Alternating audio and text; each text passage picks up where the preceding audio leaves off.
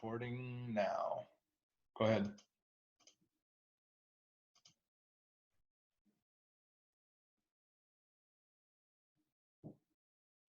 Noelia? Mute.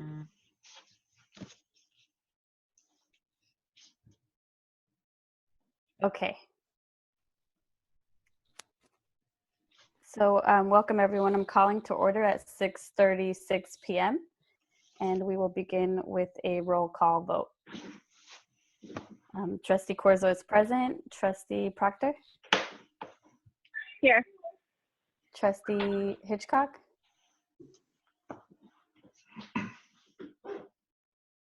Here. Trustee Watkins? Here. Trustee Chin? Here. Okay, great. So let the record reflect that we are all in attendance, and we'll move on to approval of agenda April 2nd, 2020. Motion to approve. Second. Okay, roll call vote. Trustee Corzo votes yes. Trustee Hitchcock? Yes. Trustee Watkins? Yes. Trustee Chin? Yes. Trustee Proctor? Yes. Okay, great. And moving on to public statements. Public statements related to agenda items, please limit statements to 3 minutes.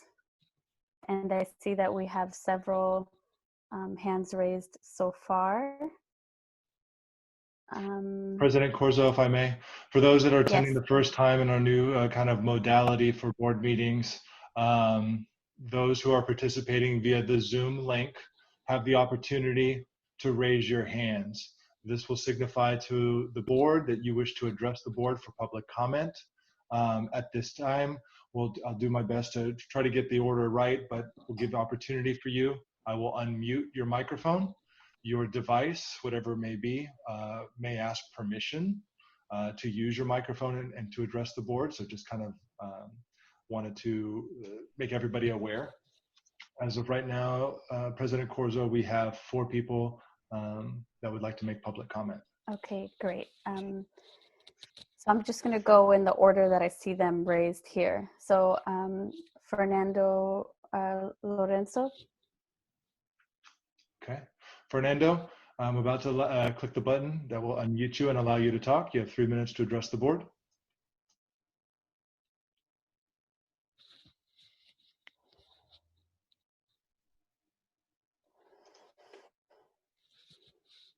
Hello, is everyone able to hear me right now? Yes. We are. Okay, so hi everyone. My name is Fernando and I currently work as a guest teacher for the school district.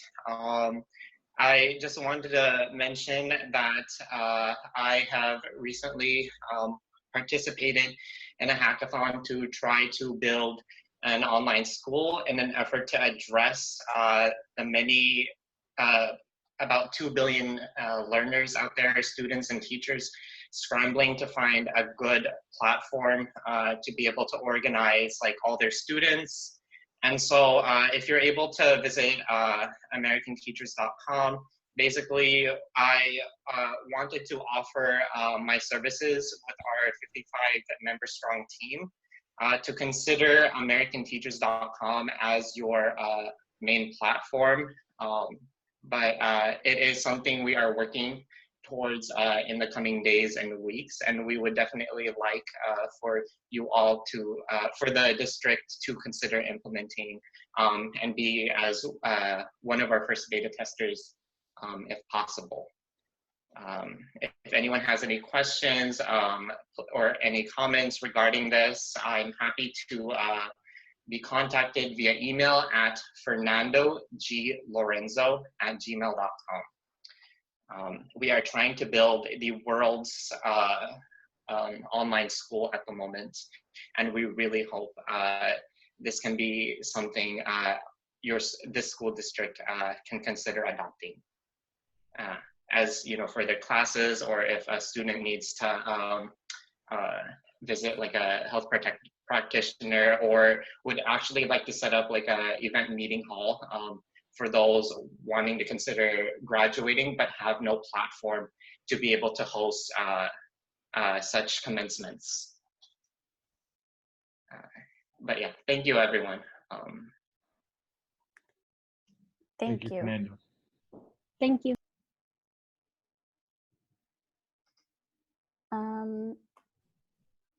Okay. I see Elizabeth Wood up next. Okay, Elizabeth, I am allowing you to talk.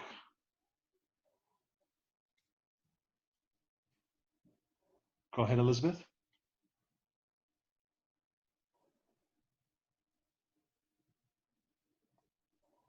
Sorry, just getting there. That's okay. It's a new process for all of us. Thank you, Elizabeth. So oh, there's a little feedback. Okay, I'm a mom in the district. Maybe I can stop. And I have 3 kids, 1 in elementary and 2 in middle. And I'm finding that there's a pretty severe lack of structure in the distance learning. And I'm hoping to see in phase 2 that that is improved. I don't understand how in the classroom, teachers have a lesson plan and in distance learning, they don't. It's just like a drive-by. They give all these assignments and there's no interaction. So I'd like to propose that in phase 2, the entire district moves to an interactive model where the students are engaged for at least the majority of the regular school day. And I know this was all done on the fly. It looks like we're going to be doing this for the rest of the school year, which is 2 whole months after spring break. I think the families and students need more. That's pretty much it. Thank you, Elizabeth.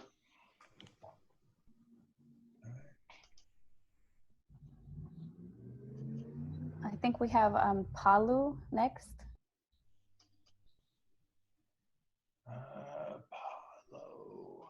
Paulo, I've allowed you to speak. Go ahead. Hi, can you guys hear me? Yes, we can. Okay, hi, my husband and I are here as well. So similar to what the previous mom stated, I think from our perspective, we also are a little surprised. We first we realized this was all on the fly. I think all of us are figuring it out. We also both work full time and are figuring it out as well and have had to do it really quickly. But I guess similar to the previous point, like we are just a little surprised that some of the other schools in the district, and at least from Foster City perspective, have started to do like interactive classes using Zoom and all those things to engage the kids a little bit. It has been a little difficult and challenging. Like we do get our curriculum, but they are, I feel like, well below what the students have been learning in the grade that my son is in. And so we just wanted to check in and see like why there's differences in terms of why some schools are using more interactive methods, engaging with the kids a lot more versus others, and why there's not consistency from that perspective. That's been a little hard to see, and it's been extremely difficult for all parents who have multiple kids, and just wondering if like what the plan is after spring break, and trying to see like how can we get more support from you guys to help engage these kids a little bit more.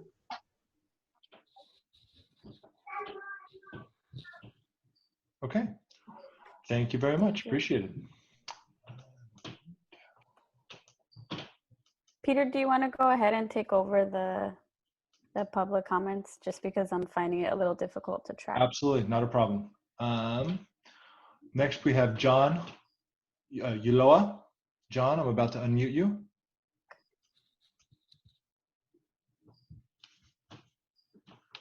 Hello, can everybody hear me? We can. Go ahead, John. Well, thank you. Thank you for calling the meeting. I really appreciate it. First, I want to say that, My computer just froze. Hello? Are we good? hold on one second, John. Okay.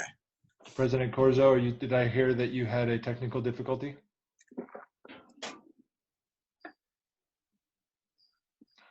So we might have a technical difficulty. John, if you could just be patient and hold on just one moment, please, I would appreciate it. No problem.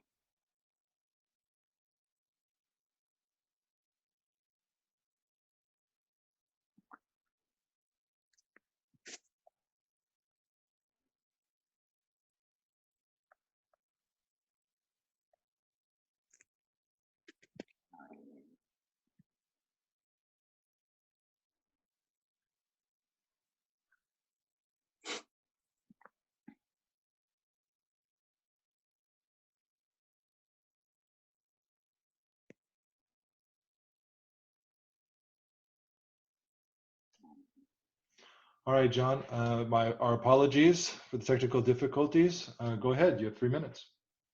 Great, thank you.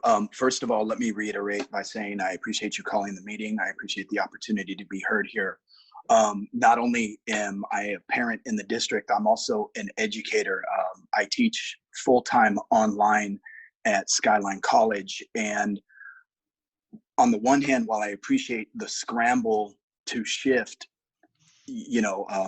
and create quote unquote or respond to the quote unquote new normal, we have to quickly scramble to improve the new normal. I picked up 3 weeks worth of work for my son from his school, and it was thick. I mean, it was a very, very hugely packed Ziploc bag full of work. And we got going on the work. And then we were receiving emails from his teacher about him not logging on to the Google Classroom, and he had to be in the Google Classroom, the Google Classroom, the Google Classroom. And so we did that on day 3. And basically the only thing that was happening in the Google Classroom was the teacher saying, don't talk, don't chat, we're in class now, we're in class now. And then going through line item by line item on the agenda for that day. I'm well aware of the fact that teachers aren't well versed in teaching online, and now they are having to meet the expectations. But it's gotten to the point now where my son logs in to say good morning, and then we work on his assignments for the day. And luckily, between my wife and I being on spring break, because she's also a teacher, we've been able to mitigate this for now. But we've been talking that our spring breaks are ending. And after the spring break is over for our child, it's not going to be sustainable for us to teach him. And furthermore, I mean, I'm not supposed to teach my son 4th grade. I'm not a 4th grade teacher. He needs his credentialed 4th grade teacher to be his 4th grade teacher. And so I just wanted the board to hear my concerns, and just kind of echoing what the first parent was saying about the fact that, this learning curve has to be negotiated very rapidly. And it has to be effective, and there has to be more effective contact and effective teaching and learning going on, because as it is right now, it's not really looking like that. And I'm wondering what my son's teacher is doing beyond sitting and watching a chat bar. She is available for questions, but for the most part, we are hovering over our kids, making sure that they're doing their work. And I just don't want it to be lost on anybody that, as a parent, I'm frustrated, I'm concerned, but at the same time appreciative. So I feel like I'm rambling, so I'm going to stop now. But these are complex times, and teaching our kids is a challenging enough job in the classroom. And I'm really, really hoping that the district steps up to maintain continuity as we make this online modality shift. Thank you. Awesome. Thank you, John.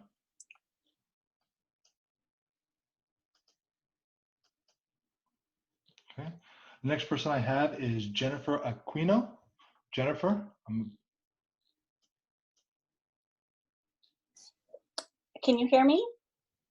We can. Okay. Go ahead. You have 3 minutes. Thank you. So I want to first thank the district for doing such a good job at pivoting so quickly to, you know, a pretty chaotic situation in a really unsettling time. My comments, I'm going to echo everything everybody else already said. My comments, I really want to go toward the fact that this is not probably the last time we may face something like this. And I really feel like the district and principals and teachers have not included parents in the conversation.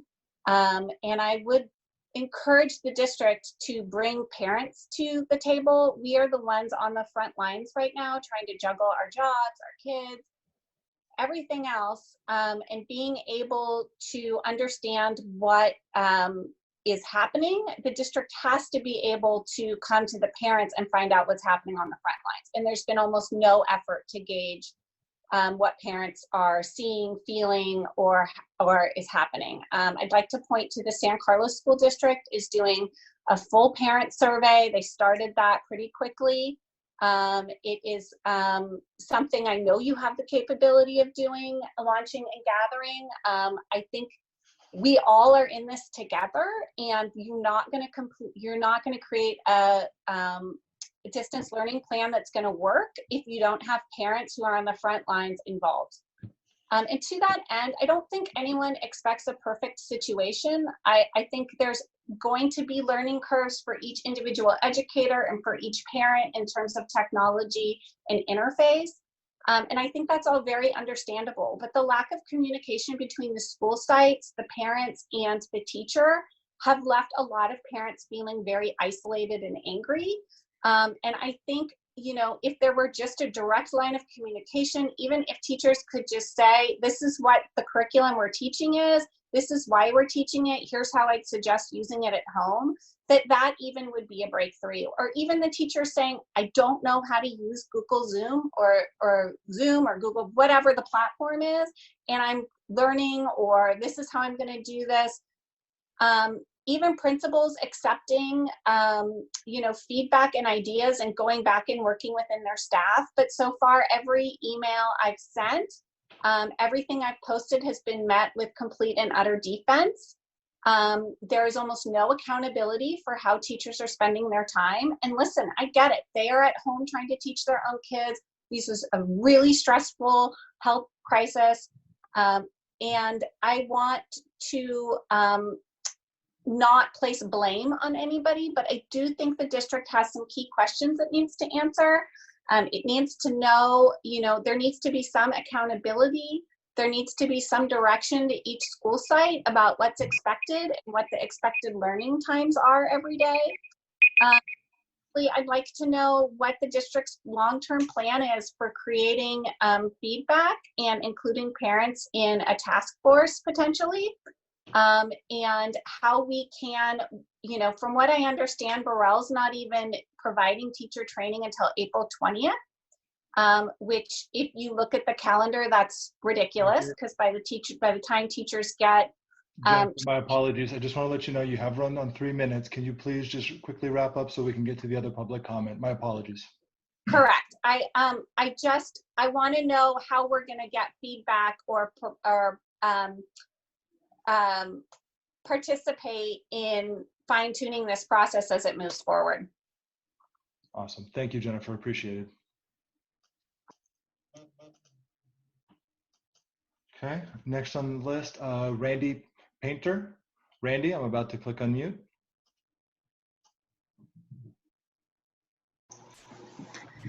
Hi, my comments are to the agenda items, so I don't know if this is the right time or if I need to wait.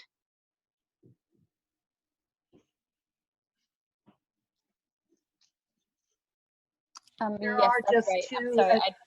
are just two agenda items, so if you're speaking to one of the two, that's fine. It's a special meeting, so it's to either one of those two items. Okay. So I'll begin then. The fact that this meeting is being held suggests that there is a desire for the district to find a way to continue its construction projects beyond just the minimum required to close them down safely until they can resume in safer times. In the definitions and exemptions section from the March 31st order from the County Health Department, the allowable types of construction projects are listed. Now, I'm not an attorney, but I am an educated person with a lot of common sense to boot. And it's clear that a shift has been made from earlier orders to a more stringent tone now, when we are taking care of the most basic needs in our community and shifting all other resources to protecting the community's health and the community's ability to be able to respond to those who are directly affected by COVID-19. For example, the only construction that is allowed now addresses questions like these. Can vehicles get safely where they need to go? Can healthcare facilities meet current and anticipated needs? Can we shelter and feed the homeless and marginally housed and elderly and otherwise vulnerable populations? Is our community living in safe and sanitary conditions? Notice that the questions are not things like, what about our construction timeline? What about our plans? What about going out for the next bond? We already have classrooms for all of the students in our district. Yes, it's going to be awesome when new gyms are completed and the new Foster City School is built. But is it worth spreading this very contagious, infectious disease to even one additional person? And then all of the people that that person goes on to infect, and all of the people that each of them go on to infect, and so on and so on. Is that something you can live with? By the way, it is impossible to do construction safely, always at a distance of 6 feet apart. How do I know this? I grew up around construction, literally. My dad was a builder. These are hard choices. Dear trustees, this is what you were elected to do on behalf of the public. Even when there is pressure from high-paid, important senior people, we trust you to protect our community, our families, and the public. Thank you for letting me speak to this topic. Thank you, Mandy. Jesper Sorensen. Jesper, I'm about to unmute. Okay, can you hear me? We can. Go ahead, Jesper. Okay. Thank you for the opportunity. I'll just echo what I've heard everyone else saying. This is not sustainable. I understand that it was difficult in the beginning and putting something together. But the situation that we are in, we're two working parents. I have a first grader and a third grader. I need to teach them during the day. That's a full-time job. I have my own full-time job as well. So, and then I'm a PE teacher as well. And then I run after day school here. So I actually have 4 jobs right now. I can do my own. I think I can do the PE teacher as well. I'm a soccer coach, I can do that one. After school care, I can run that one, but I can't teach my kids at the same time. And I think that's the challenge that I have right now. That my kids right now, first grader and the third grader, they have half an hour in the morning with the teacher. I print all the material, they sit with all the material, but they can't do it themselves, right? And then my first grader, he also have half an hour in the afternoon where the teacher's reading a story. But there's a ton of homework here that needs to be done. And there's only one person or two, my wife and I, to do that. I think that's the biggest challenge here with this. Like all companies right now are using Zoom for all of the meetings. I think that we can do the same here in the schools. I can see that it works, that half hour that my kids are on the Zoom, it really works, engage them. Why can't we run the Zoom the entire day so that the teacher actually teaches the kids and I'm not the one teaching them? Thank you. Thank you, Jesper.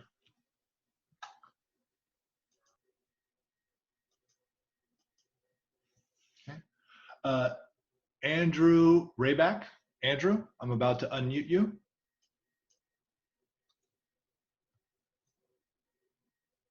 Thank you.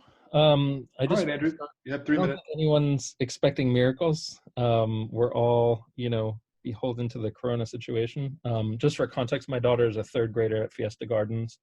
We're super grateful for the engagement of our teachers and the director are there. They've been awesome as much as they can be. Echoing similar sentiments, you may hear some similarities, some differences. I personally am concerned that we don't have a more fleshed out distance learning program. Again, as you heard, we picked up a packet, 2-3 weeks ago, and that's been it. We've had some engagement on Class Dojo, but unlike other schools, we don't even have Zoom or anything with our teachers engaging right now. I haven't seen a ton of communications from the district other than around school closures. We haven't heard, or I haven't heard a plan around where distance learning is going. And again, ostensibly, if that carries on through the end of the year, that's a long time. We've certainly been supplementing. We're quite fortunate. Both my wife and I work in tech, and we have FaceTime with other kids.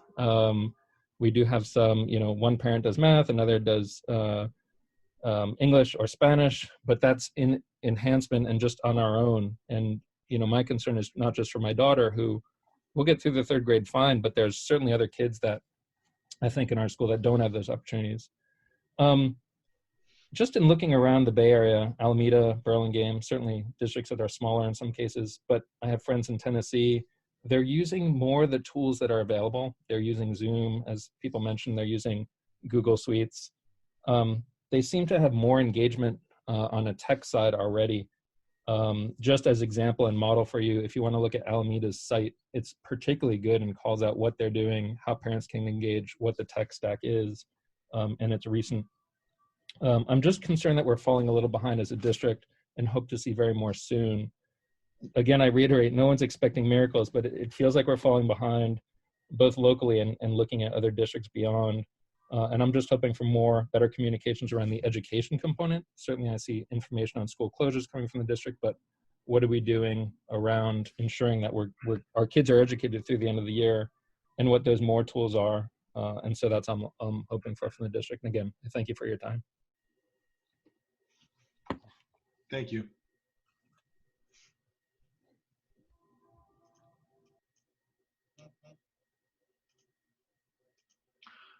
Jonathan Coop. Jonathan, I'm about to unmute you. You'll have 3 minutes.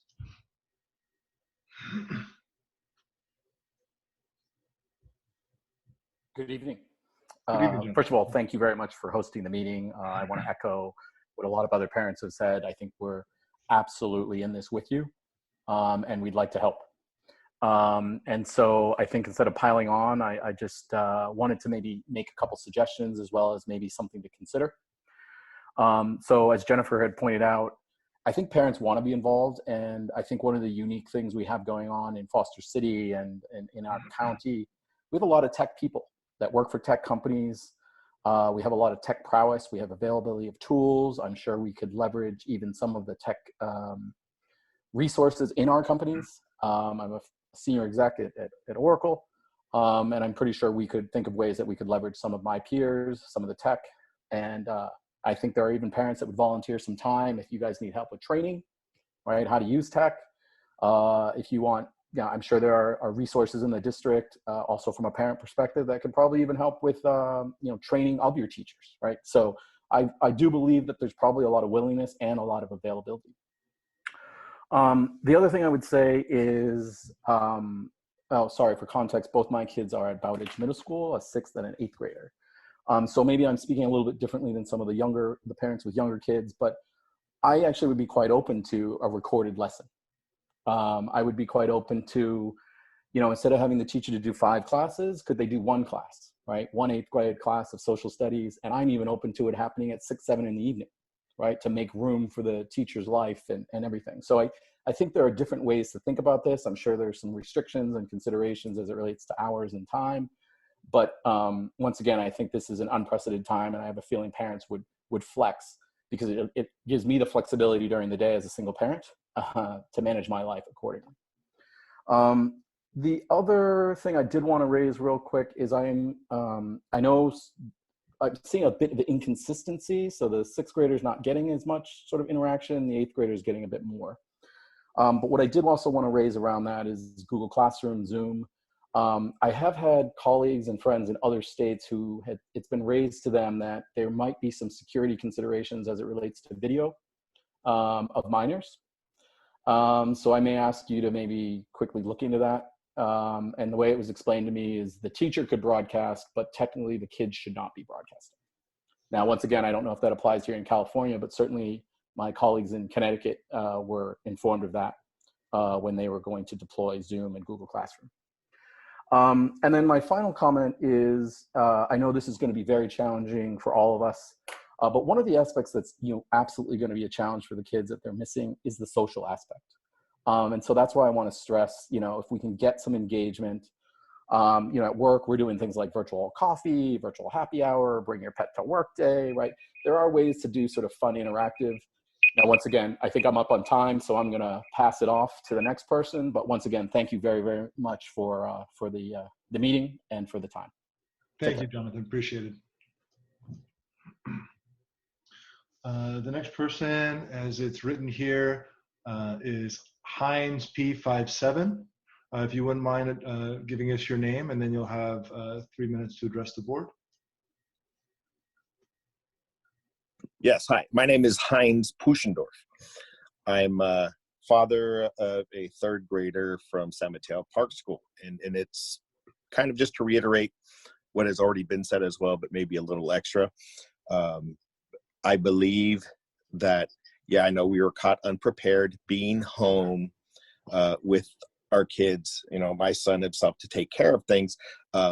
There has been, very little as far as extra things to help guide and direct about what the classes and things that my son or other kids need to specifically study.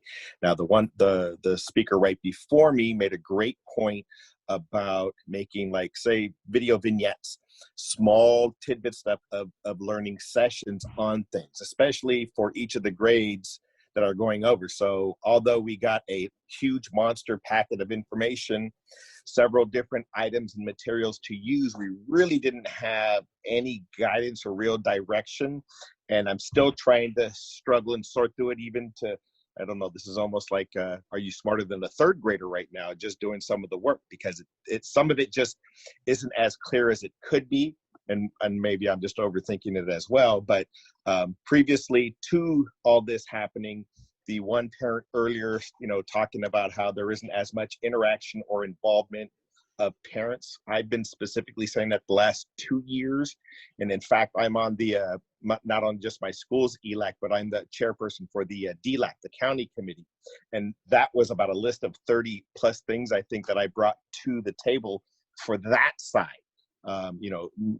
English ESLs, right? The English second languages. So just something, we need a little extra help. There isn't really much guidance to this, and talk about frustration, because also, the teachers, they would still have to have 5 to 6 hours worth of time for their job. And our kid, I'm doing all the time. I'm spending multiple hours every single day just to get 4 and 5 particular things that are on that checklist. And I know it's going to improve, but this actually has been a problem that's been long going, and it's just kind of epitomized now because this actually came to a head, and now it's exploding like a zit. So it's all over the place.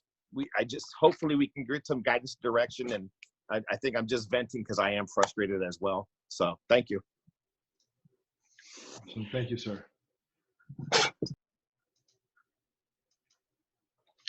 Next we have Brad Emmanuel. Brad, you'll have 3 minutes. Thank you. Can you hear me? We can. First of all, exploded like a zit. That was wonderful. Thank you. So thank you to the board for having this meeting. I truly appreciate it. I know it's not an easy thing to do, but all of you are, here and listening, and it shows leadership. Much appreciated. I want to echo a couple of thoughts that have been going on. One, parental engagement. If you need help, please be asking for help. There are parents who have skill sets throughout the district that can help get teachers up and running on these things. I work at Stanford University. I have spent the last 3 or 4 weeks with my team getting courses completely online that have never been online. It's very doable. It's something that is possible with very limited amount of funds. And I want to encourage all of you to find a way for the district to reach out for help. Second, I want to say that this is unprecedented. Week 1, I totally understand. Week 2, I would have loved to hear some progress, things that at least failed, things that you tried to get out for our teachers. My son, he goes to a STEM school in the district, in 6th grade. I really thought T stood for technology, and it seems that that doesn't actually stand for that. There is no use of technology. My son his compacted math teacher has disappeared completely. He is doing non-compacted math work right now. I am paying for an online math class because I don't want him to fall behind. It's unacceptable. Week 1, I understand. Week 2, something. And as we go on to month 2, month 3, I'm just asking, please try something, show some more progress somehow. If you need help, ask for help. Again, I know this is hard, this is stressful, but I hear about other districts attempting things. We preach grit and resilience to our kids. I think we need to be showing it as a district right now. It's just, I'm begging you, because you're turning me into somebody who is going to go from championing private or public schools to looking at private schools very seriously coming forward. Thank you very much. Thank you, Brad.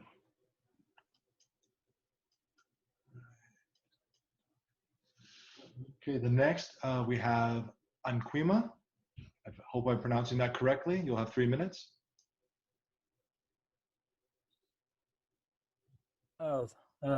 Thanks for the opportunity to speak out. Let me speak out, and I only have one simple like a question to ask about the security, like one parent mentioned earlier. My daughter is in the kindergarten of Brewer Island Elementary School, and we are starting to use the Google Classroom from I believe last week or early this week. And actually the function wise, it's pretty limited, basic, but so far, because it's a kindergarten level, it's working fine for us. But one major security concern I have is, as you can imagine, later we are going to upload a lot of images of the kids, potentially videos to the website. And actually our password is very simple one, as you can imagine. Maybe it's just their birthday. And at the beginning, I was thinking, oh, the count is not like the name spelled out, like the full name. But turned out our kids' emails account can be posted to through the conversation with the teacher. So through the very easy combination, any random people can figure out their username and the password. That's a major concern for us. And actually, I try to do one more step. I'm working in a biotech company, so I know this IT things a little bit more than average person, I believe. I try to change the password myself, but turned out I was redirected to a web page and show me I don't have the right to change her password. Only the school administrator can do that. So this could be a very simple fix. I think I want to for the teacher or the administrator to work on to get it fixed as soon as possible. I think at the minimum we should have full control of the security of our kids' account. That's it. Thank you. Awesome. Thank you very much.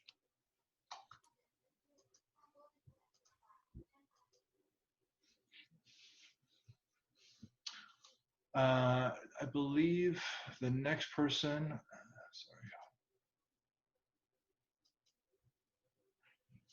I have Rail12345. If you wouldn't mind giving us your name, and then you'll have 3 minutes to address the board. Hi, my name is Rocio Alegria, and my son is 8 years old. He currently attends Brewer Island. He's in 2nd grade. And thank you for your time. And I would like to share that I'm really worried about my son because he was just recently accepted at the IEP program because he has special needs. I am so frustrated right now at home because as a single parent, I feel my son is getting behind. I'm not a trained teacher. I'm running out of patience. And as much as I teach my son, he's not moving forward. he's not. And I'm wondering what other resources would be for my son. I do want to say that I'm thankful that the teachers from his teacher and the IEP teachers are very helpful, and we're meeting with them almost every day, half an hour. But I don't think for kids that have or are in the IEP program, they need a lot of support. I overheard one of the other parents stating that I don't know if there's a possibility that teachers can teach our children through online instead of half an hour, maybe an hour or longer, because I feel frustrated. I feel like my son is not learning anything. It's been 3 weeks and there's no, I don't even have the time to teach him everything. There's so much homework. I can get to it. And I feel frustrated, and that's what I'm reaching out for help. And this is just me as a Latina. I represent the Latina community, and I'm in contact with other mothers that don't speak the language, that don't have access to a laptop. I don't know if the district have enough laptops for all the kids. And another thing is the language barrier. Many of them don't speak English. Many of them don't know how to work the laptop. Many don't know how to do, they don't even know what Zoom is about. So I'm bringing a lot of concerns right now at this moment, and I would like to know what would be a solution for us, for the parents.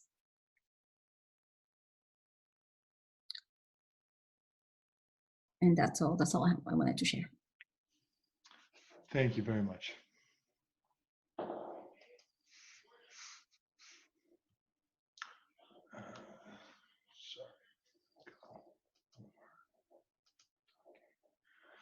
Okay, the next person we have is a Jay Carson. Jay, you'll have 3 minutes. Okay, Jay, I have a little message here. I'm going to be promoting you to a panelist because of the version of Zoom that you have. So this might bump you off and then have you jump in. So this might take a few seconds. So please be patient.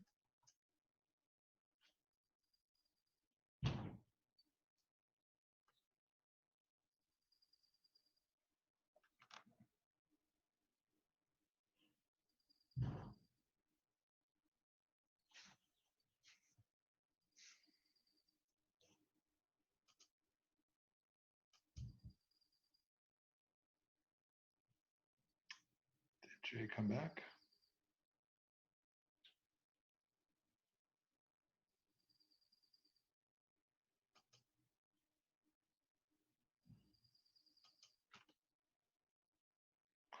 Jay, I'm not sure what is happening, but I think I will move on to the next person and keep your hand raised, see if I can fix you and bring you back at the next time. Next person I have on the list is Lisa Reschke. Lisa, about to unmute you. You'll have 3 minutes.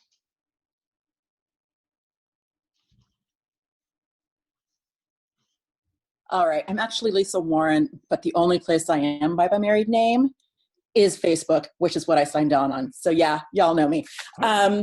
So just going back to feeling connected as a parent, I'm also at San Mateo Park Elementary, and I just want to highlight the fact that I have a kindergartner and a second grader, and both of them have had Zoom meetings or classes, however you want to phrase it, with their teachers roughly about 3 times a week between last week and this week.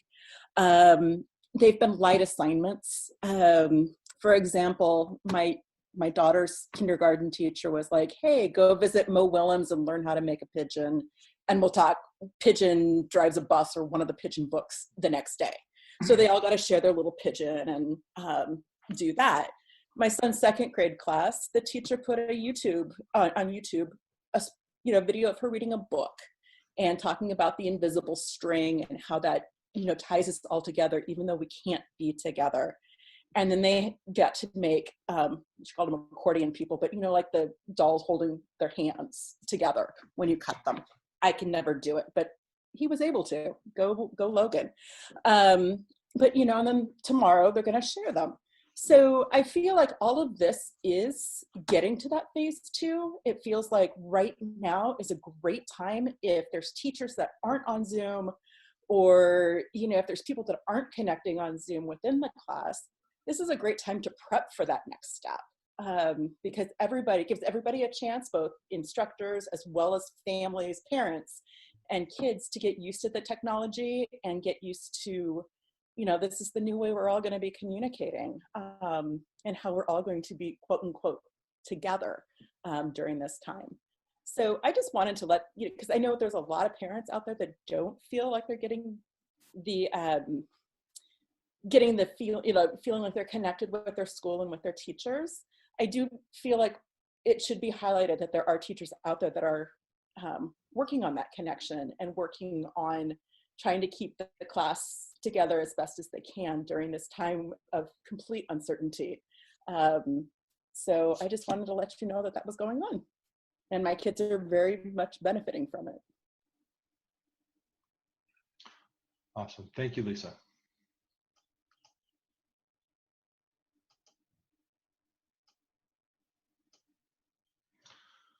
Jay, I'm going to give you another shot. Let's see if we can get this to work. I am promoting you to a panelist.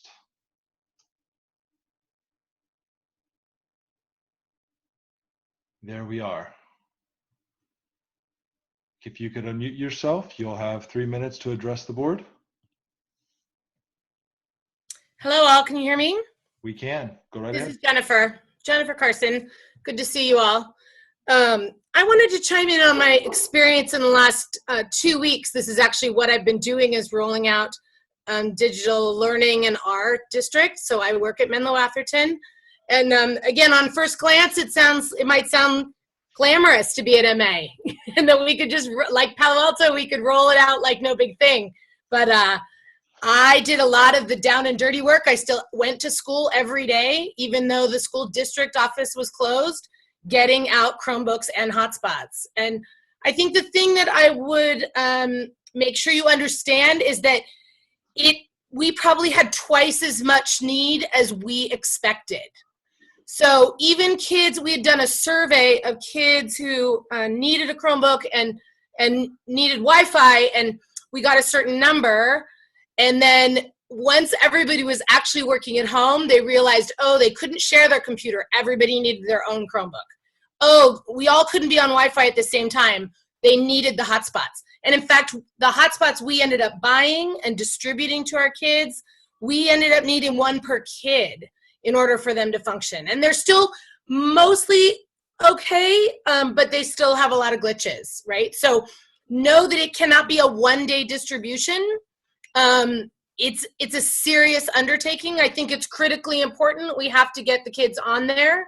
But to quickly speak to our Abbott experience, because Lexi's still at Abbott, she's actually had a really great time. She's Zooming multiple times a day. Her enriched math teacher actually has a Zoom class every single day. For us, it's about the right balance. She has a couple classes a day, but not every period all the time. In fact, any attempt to go like 5 or 6 periods a day would be like way overkill, I feel like. And so it's a pretty good balance, but I'm gonna just remind you, it is really hard. It's gonna take some serious heavy lifting in the next 2 weeks to get out as many Chromebooks and hotspots as we will need. And we were very unsatisfied with any free stuff that was happening. So Comcast, free hotspots were not successful. Some of the other free options were not effective for the kids to actually get online, watch the videos, and be able to Zoom with the classmates. That's my experience. Okay, thank you very much. Just to let you know that you might disconnect and then reconnect again as I put you back down to a attendee for the meeting. Thank you. Uh-huh.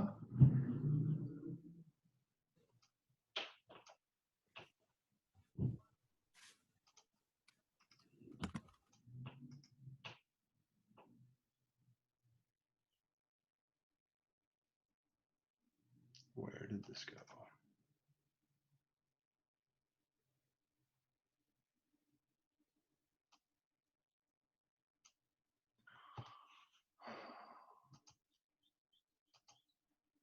My apologies. Hold on one moment.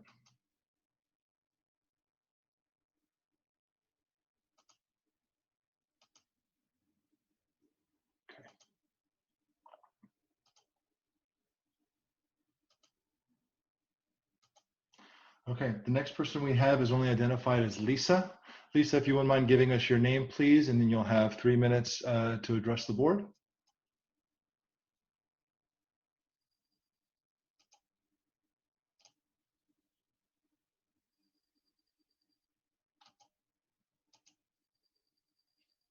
Lisa, are you there? Can you hear us?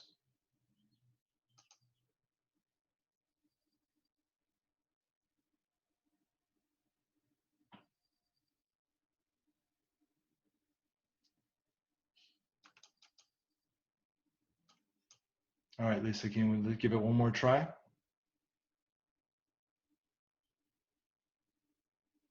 All right, I will keep your hand raised and we will come back to you. Next person on the list I have is Sherry. Sherry, if you wouldn't mind, I'm about to unmute you. Please, you have 3 minutes to address the board. Hi, my name is Sherry. Can you hear me? We can. Go ahead, Sherry. Thank you. I just wanted to say thank you for having this meeting. First of all, I very much appreciate it. I have 3 children. One is a freshman in high school and 2 are twins in 5th grade. And I just wanted to start by saying I'm saddened at how many people are so upset. It's only been 2.5 weeks. I truly appreciate all the efforts that are being made. My twins teacher has gone above and beyond and is continuing her efforts to stay connected to all of her students. She has small group meetings over Google Classroom 2 to 3 times a week so that they can actually, in a group of 4, talk to their teacher, ask questions, etc. She also has full class meetings once a week and is in constant communication with the kids over Google Classroom through emails. She's emailed the parents quite a bit over the past 2 weeks to keep us in the loop and is very responsive all the while that she is taking care of her own children. So as a parent who is home with 3 children, it is very difficult, and I understand that, and I truly appreciate what you are all doing to make this better. I know that it can be better, and I know that there are many meetings going on to figure all of that out, and I just wanted to say thank you. Thank you, Sherry. Hey, Peter, I'm just going to interrupt real quick. Just because we are about to be at about an hour of public comment, I think we can take these next 7, but if I can ask folks to please stop raising additional hands so that we can get to the meeting, and then if folks have some comments, maybe we can address them after our discussion. I just want to make sure that we have enough time to hear the district's presentation and have our board also discuss.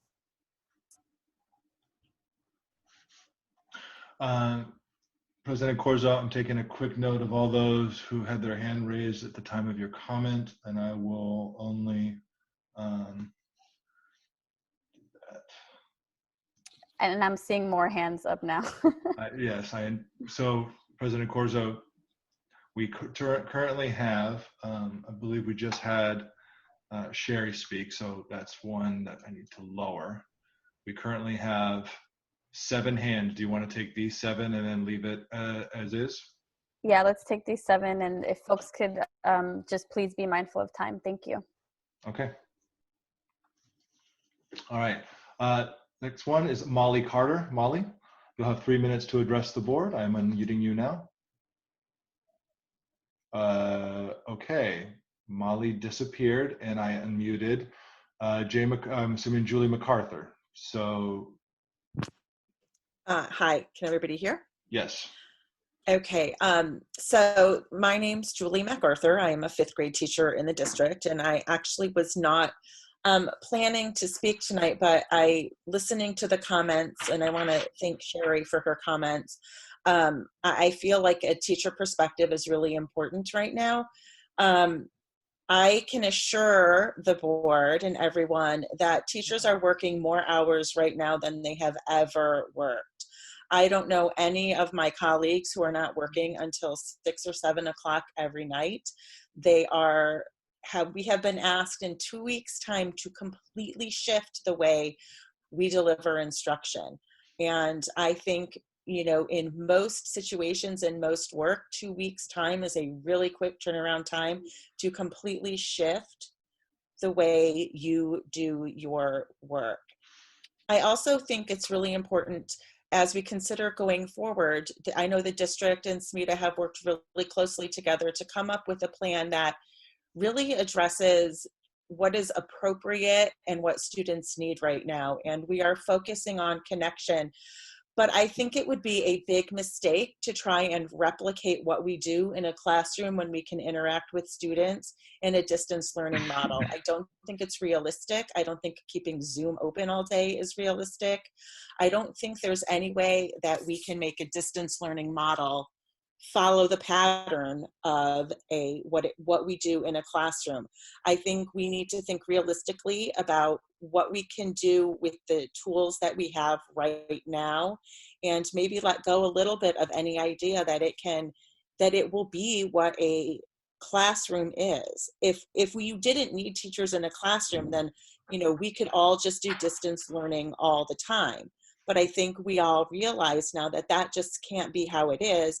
And we have to do, I think, things that make sense for students, recognizing that teachers also have their students at home, recognizing that teachers also have family who may be sick, recognizing that everything that the parents who are speaking here tonight have going on, teachers have that going on as well. And I really would just encourage everybody to take a deep breath and recognize we are in extraordinary times, and I know we're all craving normalcy right now, but these aren't normal times, and school's not going to look like what it looked like when we could all go into a classroom and be together. So thank you for allowing me to speak tonight, but I also would be remiss if I didn't say that a lot of these comments were really heartbreaking to hear as a teacher, knowing how hard all of the teachers out there have worked, knowing that they rose to an extraordinary challenge.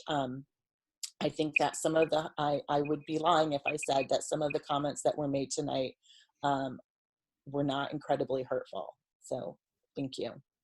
Thank you, Julie.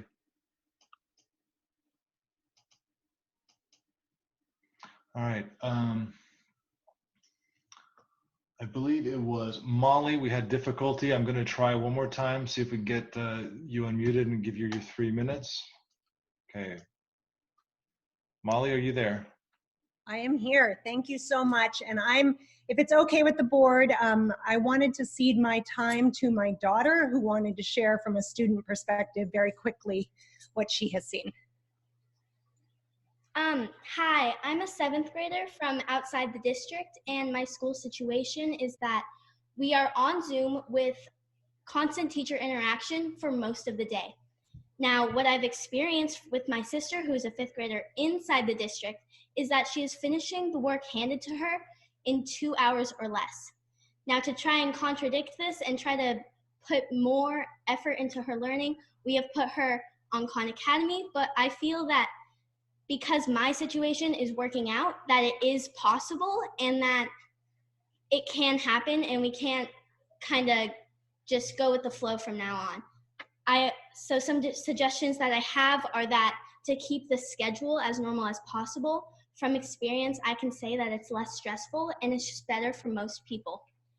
I also want to say that Zoom or Google Classroom works really good, and I feel that I know that the teacher that just spoke said that they are working really hard, and I appreciate them very much. But from my sister's perspective, her teacher has not done anything, or like barely. No. Okay. Thank you very much for listening. She just wanted to share her perspective. And the last thing I would say that she wanted to get out was that I think keeping it as normal, I think we're not trying to ask teachers to do something different or change their class. Yes, of course it's going to be different. It's online, but we'd like to stick to the schedule as much as possible. So again, really appreciate, I appreciate the comments from the last speaker, appreciate all the hard work from the teachers. And I think the key is we know it can be done. So we want to work together to get it done, and make sure all kids have a good experience. That's all. Thank you very much.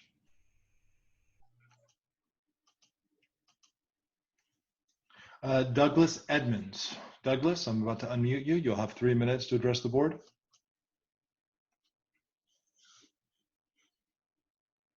Hi, can you hear me? We can. Go ahead, Douglas. Great. Hi. So I have kind of the first, thank you all for allowing us to share and in some cases vent. I have a tale of kind of two experiences. I've got a 5th grader and an 8th grader, both at Bayside Academy. And I'll say that my 5th grade experience has been absolutely phenomenal. My 5th grade teacher has engaged in ways that actually have kind of surprised me, and he has been engaging. He sends multiple messages. He's using Class Dojo. He's using Zoom. We've got, the packet that we picked up from school. And so there are a multitude of ways in which he's engaging with the students. They have a class pet that he's, sending videos of the class pet, et cetera. So I think that, we've got that experience. And then I've got an 8th grader who I'm getting kind of a 50-50, where I've got some teachers that are highly engaged and some who I just think I don't want to say they don't have a clue about what they're doing, but that they're not, in my opinion, that they're not really giving it as much effort as I think that they could or that they should. And so some of them are really great. Some of them are engaging my daughter in ways that bring the class together, and they're available, et cetera. And so I'm hopeful that when we come out of spring break, that there will be a little bit more structure. And I also agree that just planting, my kid in front of a Zoom for 8 hours during the day is not going to work. So, there's got to be some balance. I do believe that, getting some feedback and or help from parents is going to be helpful for the district, and it will, you're going to get a lot of buy-in, because I didn't go to school to teach my kids, and so, but I do have a lot of experience in the corporate space and being able to do, online training, et cetera. So, and I'm sure that there are many parents out there like that as well.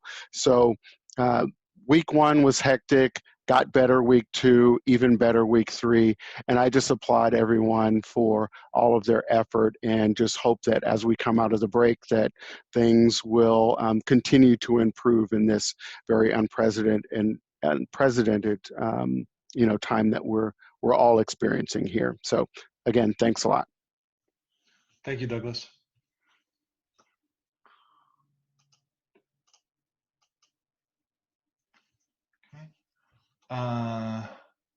S. Perlman, I'm about to unmute you. You'll have 3 minutes to address the board.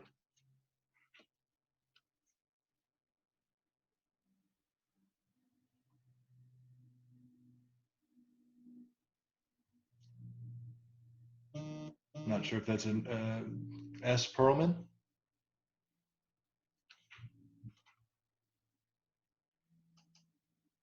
She's on, but needs to unmute.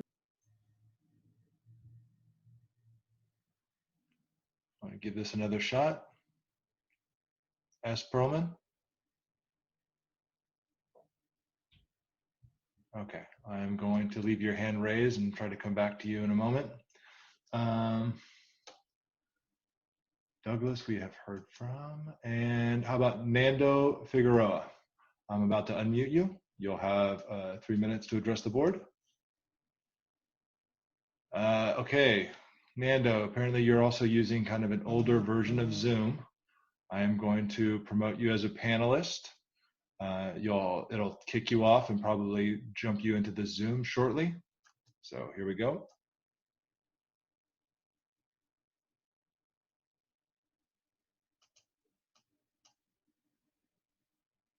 All right. Could you unmute, and you'll have 3 minutes to address the board.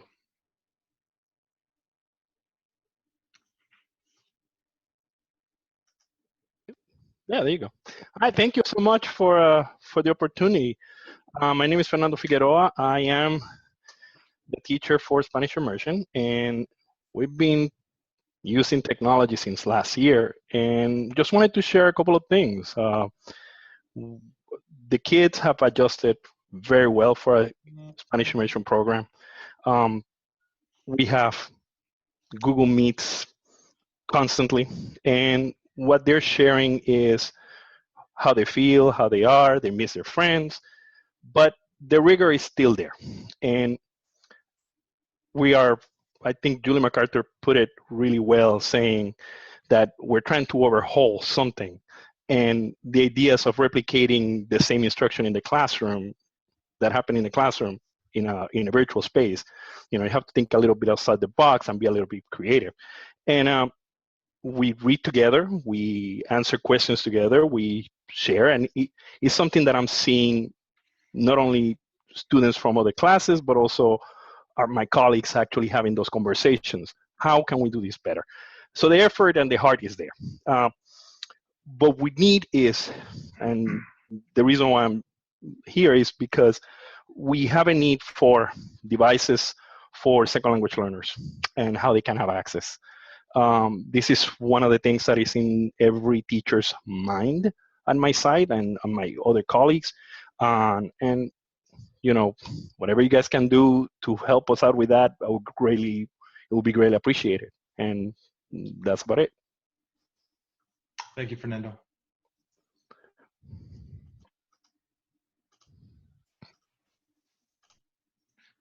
Okay.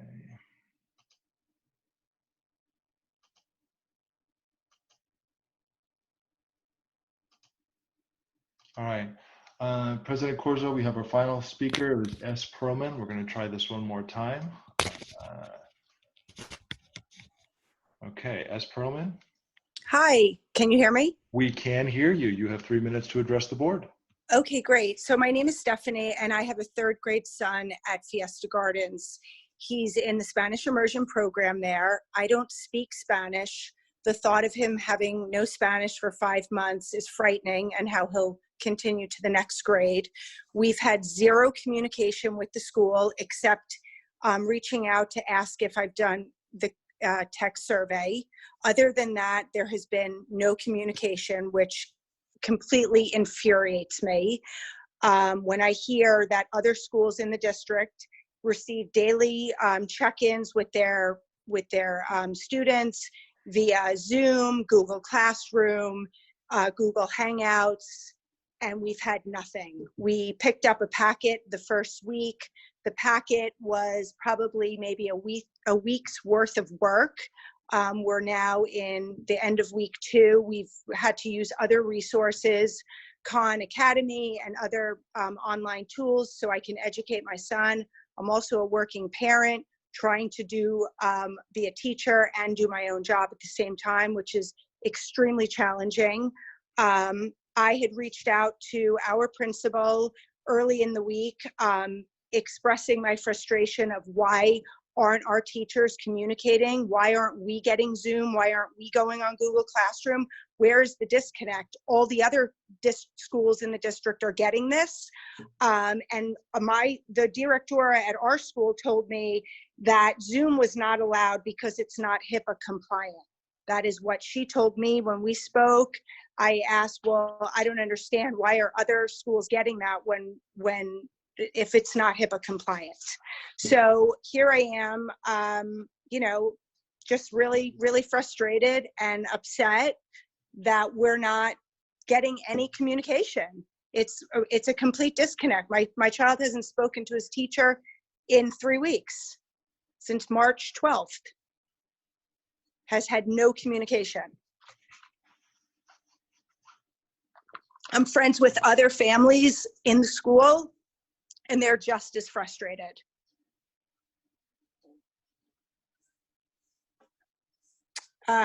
That's all I have to say. I appreciate all the time and the effort that other, families are getting and what the teachers are doing, but unfortunately our situation is just very different.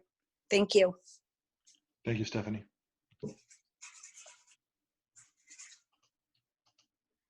Okay, thank you everyone for your comments. We'll be moving on to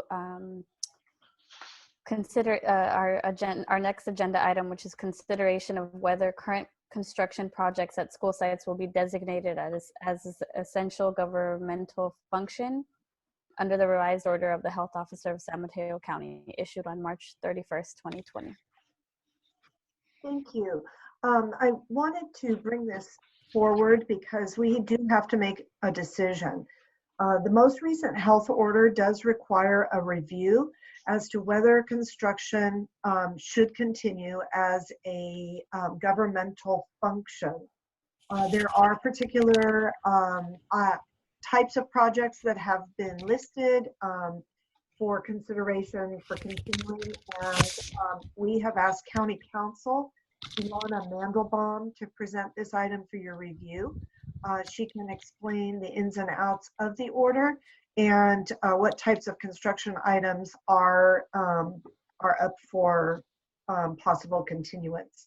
So with no further ado, I will ask Ilana to share information about this order. Hi, good evening, Board President and trustees. What I'd like to do is just give you all an overview of this revised order. Hopefully you've all had a chance to read it, but give you an overview of what the revised order did and specifically what it requires now for construction to be able to continue during the shelter in place. So on March 31st, the shelter in place order was revised to put some more restrictions in place. The intent was really to slow transmission by extending out the date of the shelter in place requirement and also putting some more restrictions on permissible activities. So the order does still have an exemption for essential businesses, which includes schools, of course, for the purpose of facilitating distance learning and performing essential functions. And what we're here talking about tonight is what the order says about ongoing construction projects. And there are 4 construction projects currently going on in the district. So some construction is deemed essential business that can continue under the order as long as it's done with strict adherence to the social distancing and health precautions. Those projects can only continue if they are designated by the lead governmental agency, which would be you as the board, as an essential governmental function. Now, the order doesn't define what essential governmental function is. It's really up to the governing agency to decide whether the construction projects meet essential governmental functions with respect to, in this case, the district. So we can get into it more, but I just want to lay out for the board what the options are going to be tonight. So you can either do nothing, in which case the construction projects cannot continue until the shelter in place order is lifted. Or you can designate the projects as essential governmental functions, in which case the work would continue as long as the workers are all using all the necessary emergency protective measures and are strictly complying with the social distancing requirements. So the task for you as a board is to think about what are essential governmental functions for the district and do these construction projects fall within those. And again, the order was written to give agencies flexibility in making this determination. the order specifies some things that it does deem essential, such as construction projects for affordable housing, hospitals, projects that are crucial to a building being structurally sound. So there are some specific carve-outs, and then there's this general carve-out for ones that are deemed essential governmental functions. So I'm happy to answer questions about this. That legally the order doesn't provide much guidance or many constraints. So so it's really for the board to think about whether these projects qualify.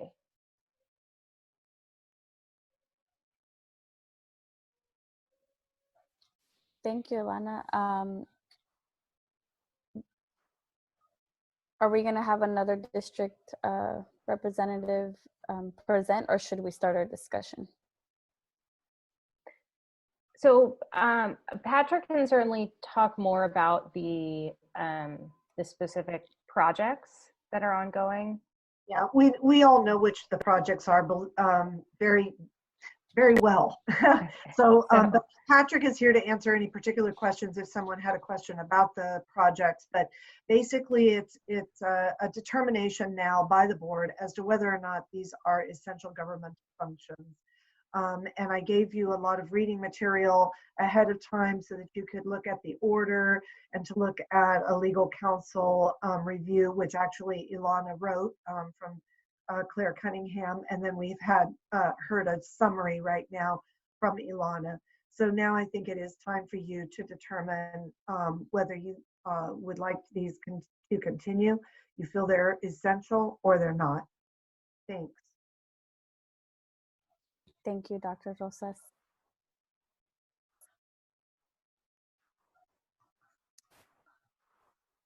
Okay, so I guess I'll begin.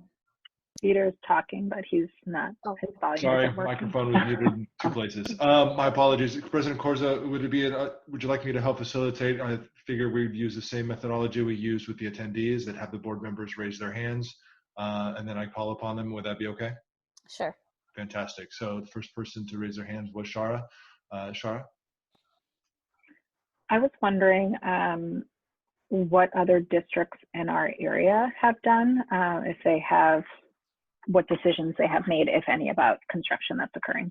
I can respond to some of that. I don't know everyone. I have heard that there are districts that are continuing with their construction projects. South San Francisco is continuing with theirs. There was a list of San Mateo Union High School is continuing with theirs, but each of them have gone through and determined whether or not it's an essential function. So, for example, well, I can't speak to their particular construction items because I don't know why they would find them essential, but yes, there are districts that are going forward.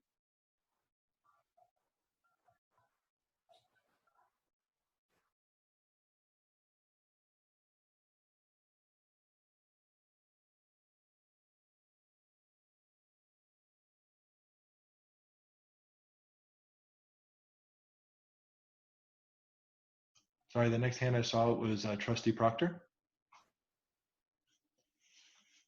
Oh, are we just doing questions or comments right now?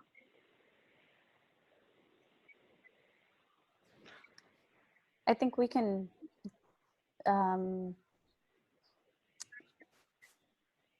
either whatever you feel comfortable with.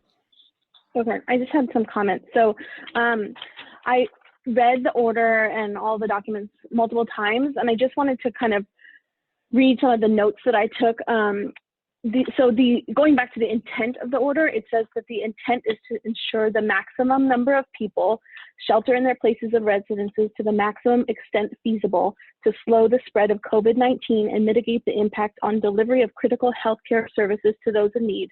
And it says all provisions in this order must be interpreted to effectuate this intent.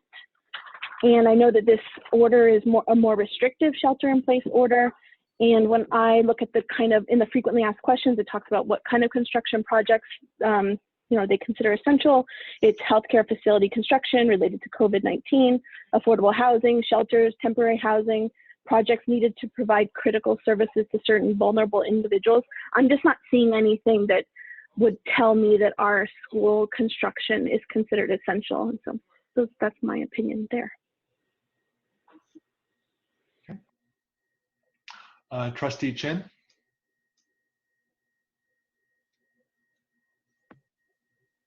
So I have a quick question, and then I'll save my comments until after if there's any public comment relating to this item.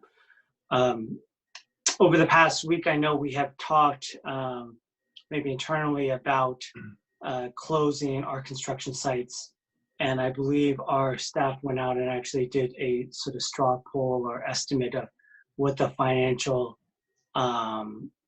cost would be to put our projects on hold, and I'm wondering whether or not we can get an update on that cost. And I know it may just be sort of an estimate, but I know there's a cost to this as well, and I just want to know what that is. So we've been told that there'll be a cost to cut closing down and then remobilizing. So there's a cost there. And we've been told it could be, with all the projects, about $200,000. And the other piece of it, which is we cannot estimate, is if we do lose subcontractors, if we do lose materials, then it will be the remobilization of all of that, which could cost money. So I don't know that we can actually give you a good estimate of the cost, but the issue on the table really has to be whether or not you feel these are essential functions. And if they're essential functions for moving forward, then we need to go ahead. If they're not essential, then we're going to have to deal with the costs. I'll let Patrick add if there's anything else he would like to that. Thank you. I want to apologize. The background, I'm sorry, my screen's really dark, so I apologize. So I've got two lamps like right in my face right now trying to illuminate things, but just not working. So such is life these days, right? So thank you, Dr. Rosas. I think that you recapped the conversations we've had well in terms of the anticipated potential costs. They could be greater than that. These partners we have are true partners and have been very honest and forthright about there are some things that they don't know as of right now either. So when we made some initial contact with them, they, as Dr. Rosas said, they shared what they thought the cost might be. When we had the initial conversation, just as a point of reference, we had talked about, as you know, we had talked about having construction cease between April 1st and April 7th. We asked for an estimate at that point in time. So since that time, since the revised order came out, we had communicated with folks as well too. I haven't gone back and asked for a revised estimate. And then there is language which council can help us with as well too. That's an interpretation of when these types of things occur. There's your general conditions in your contract does contemplate a pandemic, epidemic. And so, but the reality is there's many costs that are going to need to be incurred, and whether it's written explicitly in the language, whether it be our costs or the contractor's costs, if we want to move forward and complete construction, there's going to be a cost. And from a partnership perspective, that cost I expect to be greater than zero for our district. And council may be able to provide additional opinion as well too, but that's some of that kind of recaps on the conversation we've been having. No, thank you for those comments. I really just wanted to know what kind of financial hit there would be. I do prioritize, people's health over money, but I just wanted to know for the public record what exactly that financial hit would be. So I'll save my comments and my recommendation in case after public comment, if there's any.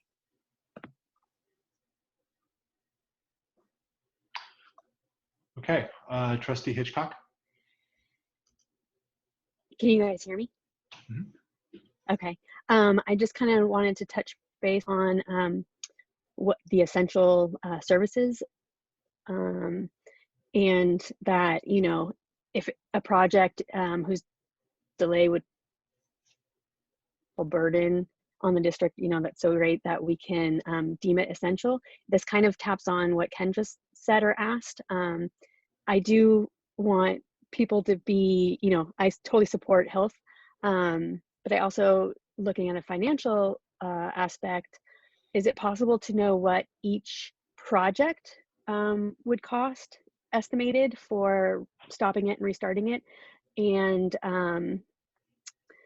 And what can those costs be negotiated with an agreement? As I know some other, through CSBA, they mentioned that. So it's approximately $50,000 per project to close it down and then remobilize. And there's no way to estimate what would happen when we do remobilize, if they've lost subcontractors or they can't get the equipment that they have now, all of those sorts of things. There isn't a way to estimate that right now. Because if the workers go to another job and they're not available, they're just simply not available. So the real question on the table is whether or not these projects are considered essential governmental functions. Are we able to only approve one or two projects as essential, or does it have to be all of them? You can approve whichever ones you feel are essential. Okay, thank you.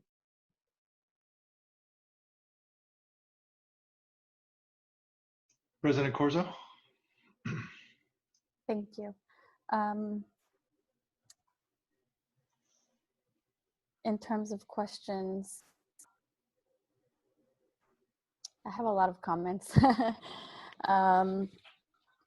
But I do just want to say really quick, we are going to continue to take public comment during the item. So if folks do have additional comments, please do, you can raise your hand now for our agenda items. And we will ask that they're limited to 2 minutes now. But we do want you to continue to provide public comment if you have more of that. I guess my question would be, you know, I really think they're all comments actually. So I'll just, well, we can go to public comments and then go to discussion. Okay, we have so far one person for public comment. The Heinz B7, and I'm going to butcher your first name, and I really apologize, but I'll give you unmute you, and you'll have 2 minutes to address the board. Okay, thank you. My first name is Heinz, so that's okay. That's okay. Like that. Thank you. 2 minutes. Thank you. Yeah. So the only issue specifically is if the governor and the federal government are giving out funds and assistance and items into the same issue as other businesses, isn't this then us moving forward with constructions that we could be using actually for monies instead, pausing that construction and using for this infrastructure to enhance these lapses? And again, we all know that teachers don't get paid enough. Those of you who are in public service and doing these jobs, there's never any appreciation because all of us want to vent our negative things. But if we are going to really want to get everybody up and hug up as a big group hug, you know, there has got to be some relief, especially since it's coming from every other aspect, every other business, any other thing that is going on to maintain. So spending money now, okay, 200,000 may have been what it was prior to all of these things happening, these orders being passed and laws and judgments and, you know, martial law and whatever else that we want to call these things happening, going on. The rules have all changed. So how is it that we are going to stick to the old thought frame instead of using that? We have other resources. And if you need a person to chair that, I don't mind. Myself or other people certainly would follow up on that, because as a small business owner or and working for as well as in the county and public service, you know, services myself, in the with local government stuff, there is a lot that we can do, but we're seeming to think the old way. We need to fix this lapse that we have just because of how this is all dropped, this bomb was dropped on us so quickly. So we're going to have a lot of failures, a lot of complaints, a lot of issues, but I think we could be much smarter. And I don't think moving ahead, spending that much money to do these other projects and things right now, we could probably easily recoup that from all the other financial assistance and things that are floating. Thank you. Thank you, sir. Yes. Okay. Jennifer Aquino. Jennifer, I will unmute you and you'll have 2 minutes to address the board. Hi, I would like to say that this is not an essential service. This is not listed as something that needs to happen right now. We have been given orders to shelter in place, and every person is a point of contact.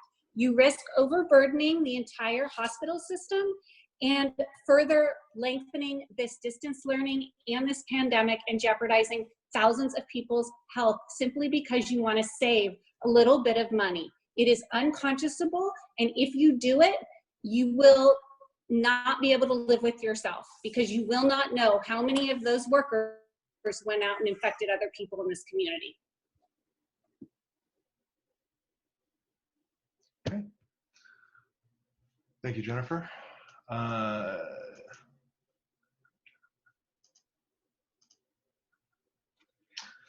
Randy Painter, you'll have 2 minutes to address the board. Thank you. I already spoke to this topic, but can't believe it's still an issue. I am gobsmacked that you are talking about how much money is this going to cost when we are talking about lives on the line. And for a few $100,000, shame on you. I look at Dr. Scott Morrow, who is our county health officer. That is the epitome to me of a strong leader. And I think you would do well to look to him for strong leadership. Go and read all of his statements and take seriously what he is saying about this pandemic. It's not the flu. This is devastating. Asking, well, what is everybody else doing? No, be leaders. We have elected you to be leaders. Please do that. Thank you.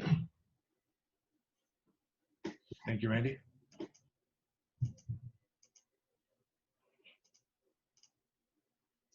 Okay, RG, I'm about to unmute you. You'll have 2 minutes to address the board. If you would also mind giving us your name, appreciate it. Hi, my name is Ram. Yes, and what I, first of all, thank you for the opportunity. What I wanted to say is that I totally understand the financial piece of it, but I would say first put yourself in that same situation. Would you all be comfortable going and working in a construction zone at this point? And whatever restrictions you might put in place, do you feel like you would not contract this pandemic? And so if you look at it from that human perspective and putting yourself in that shoes, I think you all will get to the right outcome, which is this is not an essential service. And moreover, if you decide to go with this, I think the other question you have to ask yourself is if what happens, similar to this point, what happens if somebody contracts this and spreads it to the community further, and what it puts at risk. So similar to the comments earlier, I would say that you guys know what the right decision is. Put yourself in that same shoes, and you will get your answer. Thank you. Thank you, Ram. All right, next speaker is Anquima.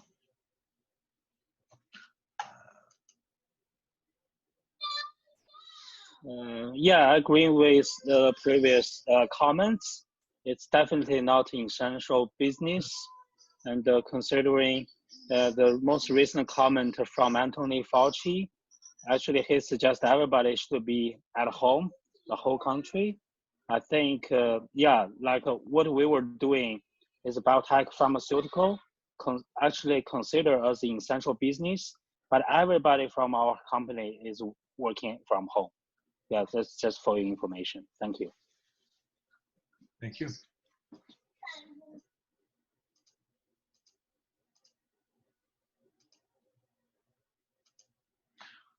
Okay, President Corzo, we have no other attendees for public comment.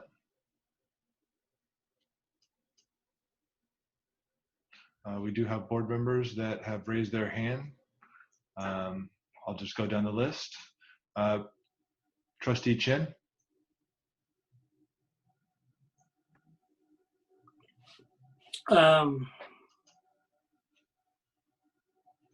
So I know that we had been planning for, actually maybe internally, just planning for the possible closure of our construction sites early next week.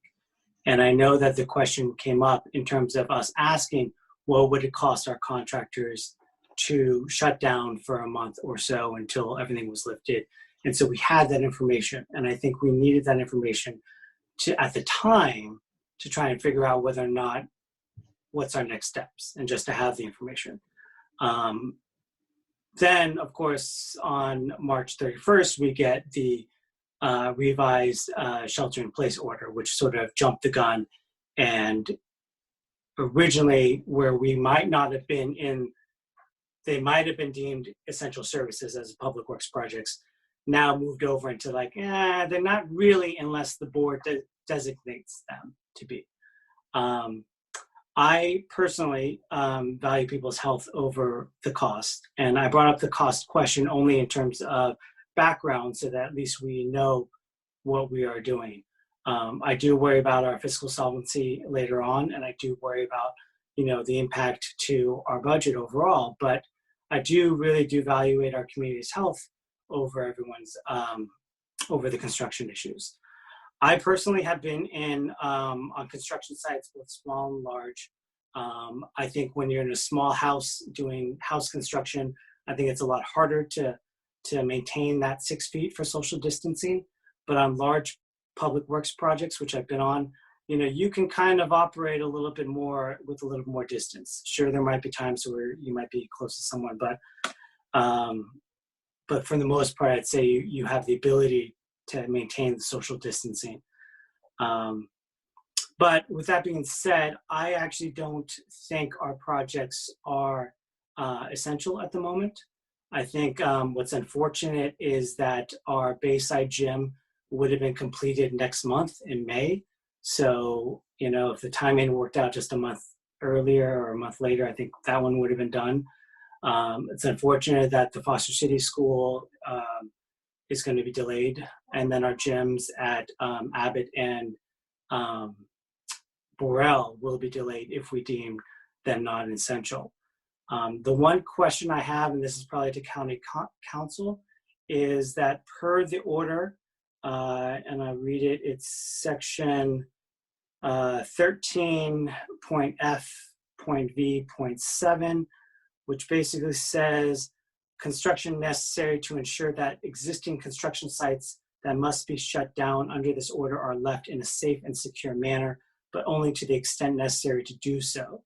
I know this order came out after the construction day on March 31st, so most of our contractors were thinking they were going to go back to the site the next day, and so I don't know what state our construction sites are in. My question would be, can we essentially deem our construction sites essential for 48 hours to allow our contractors to safely secure the sites so that there's no possible damage to them in the next month or two as we are shut down? And I don't know whether or not we have to actually deem them essential or whether or not this order actually allows that at this moment. The order actually allows that to happen. You wouldn't need to deem them essential for the 48 hours. So the provision that you cited would allow them to do whatever they need to do to basically pause operations and in a safe manner. So if we basically do not deem them essential tonight, then the contractors and the general contractors and the subs can go back tomorrow or Monday, secure the site, and then be done without us doing anything else. That's right. Okay, thank you. So overall, my comments are I don't believe that it's essential, and I do value the community's health over the construction sites at the moment. And so that's my comment. Thank you.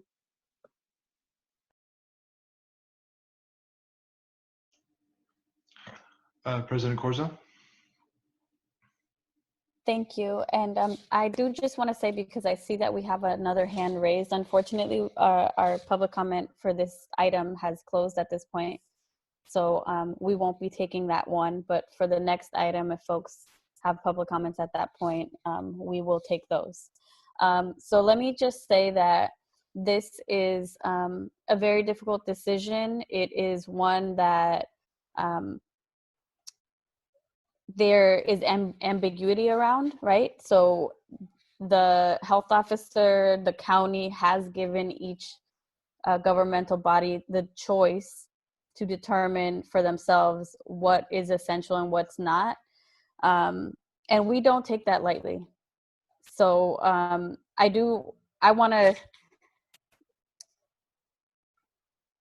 I've been doing a lot of thinking on this. I have talked to people in our community. I have talked to people in labor. I have talked to other cities. I have talked to other districts. And let me just say that after doing all of that, I still don't have like a very clear, there's not consensus around how each area is making the choice.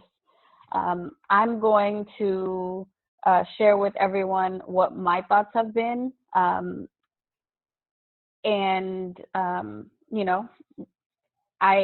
If people disagree with me, that is okay. Everyone has a right to their opinion. But we were elected to make difficult choices, and this will be one of many that we will continue to make. So I believe that we should consider these essential projects, and this is why. When we think about our community and we think about, we right now are facing a pandemic that we did not expect, right? Just like if we had an earthquake, we would not expect that. But we would need spaces in our community that are structurally sound for our community that is a scenario that I've been thinking about. What if in a couple of months there's an earthquake and our community needs somewhere safe to gather and needs somewhere safe to hand out food, to give people shelter, to, I just feel that if we have been given the choice, then it's because it is a choice. If our health, I'm sorry, and if you hear my dog barking, I apologize. Our health officer, if he really felt like school districts should not continue any of their projects, then that would have been a directive from the health officer in our county. Back to the kind of the earthquake scenario, we know right now that we have in our community the expo center that has become kind of like a hospital in preparation. And we knew a couple of weeks ago that our district may have to operate some childcare for health workers and collaborate with our county and with our cities on an issue like that. And those were things that, because we have the facilities and because our district and its facilities are for the community benefit, those are things that we are able to do and we willingly do because it's what's best for our community. I'm not trying to, this scenario, like the earthquake scenario, it's not just, we live in California. It's not out of the realm of possibility. And if these are new newer buildings that can be completed safely, just like we have grocery stores in our community that have, that are open to the public still, that we have a lot of people congregating, much less controlled than what our projects would be. I do feel like, we didn't see this one coming, but we can do better about being prepared for other emergencies. And I feel very strongly that while it may not be popular, if we had an earthquake in a couple of months and our city and our community and our county needs those spaces to help our community, I feel like that is the right choice to make. Now, I know that we have asked questions about financial impact, but that is also part of what us as elected officials are called to do. It is our responsibility to take into account the financial impact. So if we didn't do that, it would be irresponsible of us. So while it's not popular to ask those questions, we do need to ask those questions, and we do need to take that into account. But I do agree that, taking absolutely the health of our community is a priority. And it's not about, we're not putting a price tag on putting people at risk, but just like you can go to your grocery store, just like you can go get takeout, just like we can still do certain things, and our health officer has given us that flexibility for essential things. I do think that we should consider these essential projects, because they are and they would be for our community in the good times and in the bad times. So that is my take on it. Okay. Trustee Watkins.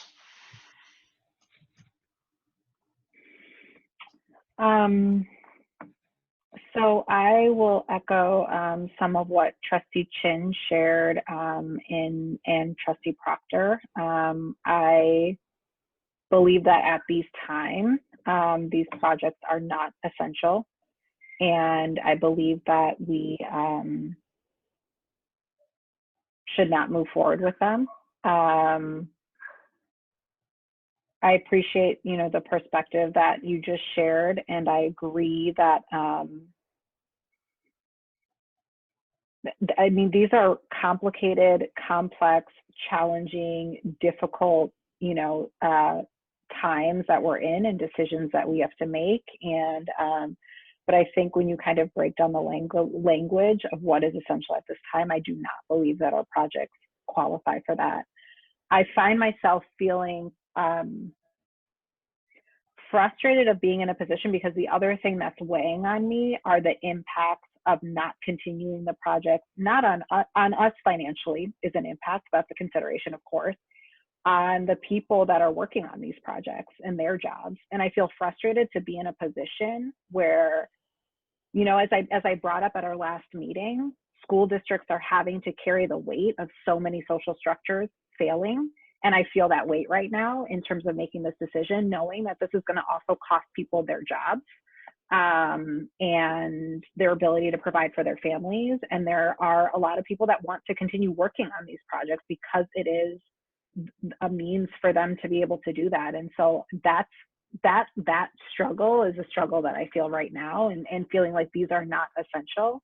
And it is important for us to be, in my opinion, and it is important for us to put the health and well-being of the public at the forefront of all of our decision making.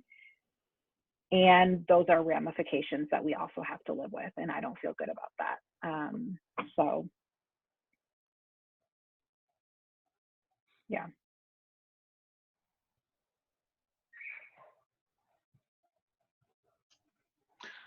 Okay, President Corzo, we do have one attendee with their hand raised. And again, just a reminder that public comment has closed for this particular agenda item and will be available at the next one, which should be the response to district response to COVID-19. But at this time, there are no other trustees that also have their hands raised.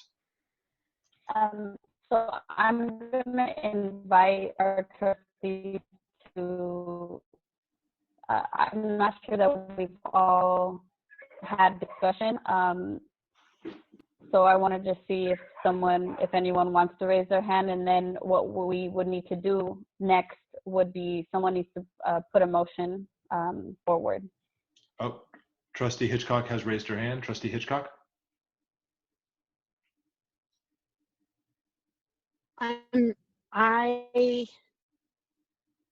This is a very, very tough decision, a lot of consideration, but something that just popped up was, what do the construction and contractors want? What do they voice?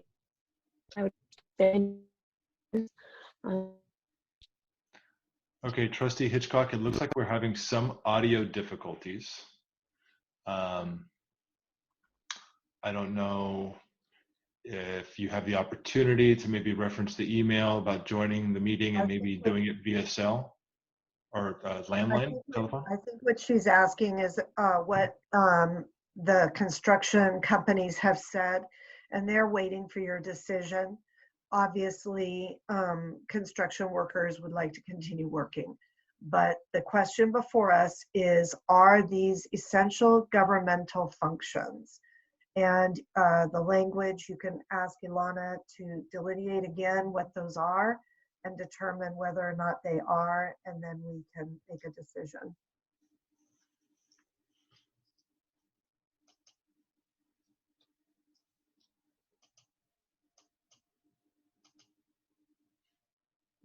Did you want me to go through again from the order? Okay.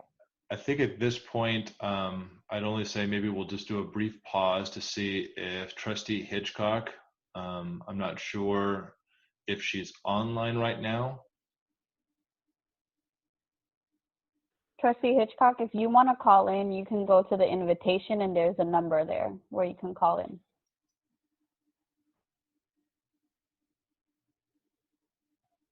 Or you can just try again and see if we can hear you clearly this time.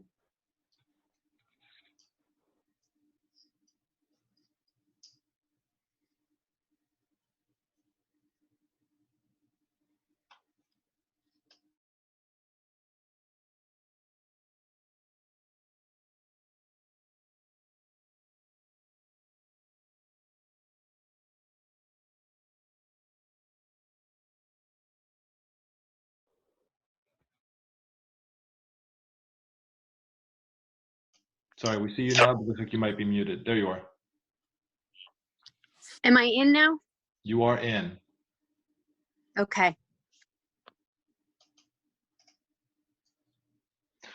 Trustee Hitchcock, we know that you had asked a question about the workers, and I believe Dr. Rosas addressed that, but I wasn't sure if you heard the answer. So were you able to hear the answer? I didn't hear it. I'm sorry. Okay. So I said that obviously construction companies are interested in working. They are waiting for your decision. The decision on the table is whether or not these are governmental functions. And based on the order and what the information is that you have, and Ilana is here if you should need further information about the order.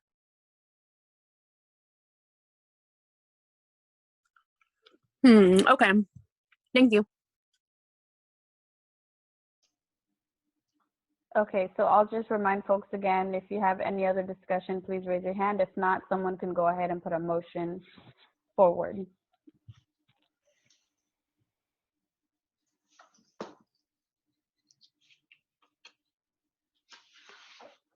Trustee Chin? Do we, point of clarification, do we actually need to make a motion or to deem them non-essential? I think the only thing, the motion that we have on the, or the resolution that we have in draft form is if we actually deem our projects essential. So if we decide to deem them non-essential, we don't have to do anything. Is that correct? Ilana, can you respond? Yeah, that's right. If you are going to deem them essential, you need to make a motion to do that, and that's what the resolution is there for. There isn't an option to deem them non-essential. So effectively, you could make a motion to take no action, but it is taking no action. So in my opinion, I would say that it's non-essential, and I get the feeling that we don't have to take any action at all. My comment to any of the contractors listening or anyone else is just that please go secure our sites. Thank you. Okay, and can I just, so just to summarize, Trustee Chin, Trustee Proctor, and Trustee Watkins would like to take no action. Trustee Hitchcock, I wasn't clear on your stance. Trustee Hitchcock does have her hand raised. Trustee Hitchcock. Can you guys hear me? We can. I can't hear you. Can you guys hear me? We can. Okay. Can you repeat what you just said, Noelia? I'm so sorry. I'm That's having okay. major difficulties. That's okay. I was just summarizing that Trustee Chin, Trustee Proctor, and Trustee Watkins would consider our projects non-essential and would like to take no action. And I was wondering how you felt. And I will just also say that I disagree, and I think that they should be essential, but go ahead, please. I don't, can you, yeah, I don't know. It's, Can you try calling in on the phone instead of the Zoom through internet? We can hear her just fine. I can. She You can't were hear cutting out a little bit. You were cutting out a little bit, Noelia. I think she said that she couldn't hear us.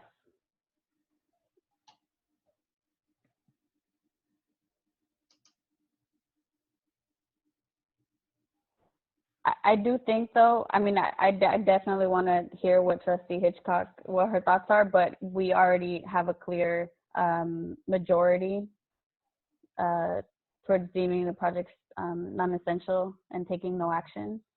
Can you hold one moment? I think Yeah. Rebecca is going to talk through my phone. So go ahead, Rebecca. They're asking if whether or not you would like to take no action tonight or whether you would deem these essential. So where do you stand?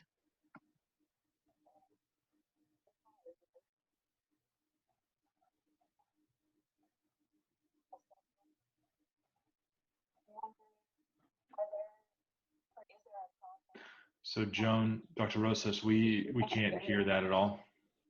Can't hear her. We cannot hear that at all. If you wouldn't mind, maybe Dr. Rosas, if you give, if you could text me her number. Go ahead. Speak again. I think. Can you hear that? Go ahead. I appreciate what everybody has said. I appreciate everybody's No, they're not seeming to be able to hear you from the phone. So, Dr. Rosas, if you'd like, I can call. Peter will call you. So if we wouldn't mind taking maybe just 2 minutes to give me the opportunity to see if I can get a hold of Trustee Hitchcock. Yeah, he's going to call you. Okay.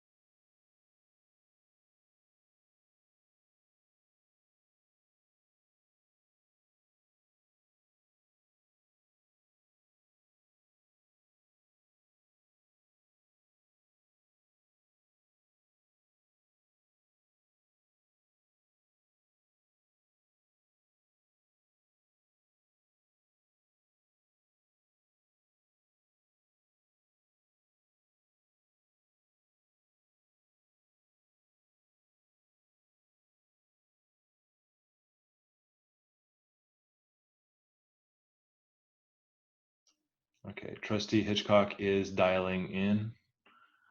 Just be one moment.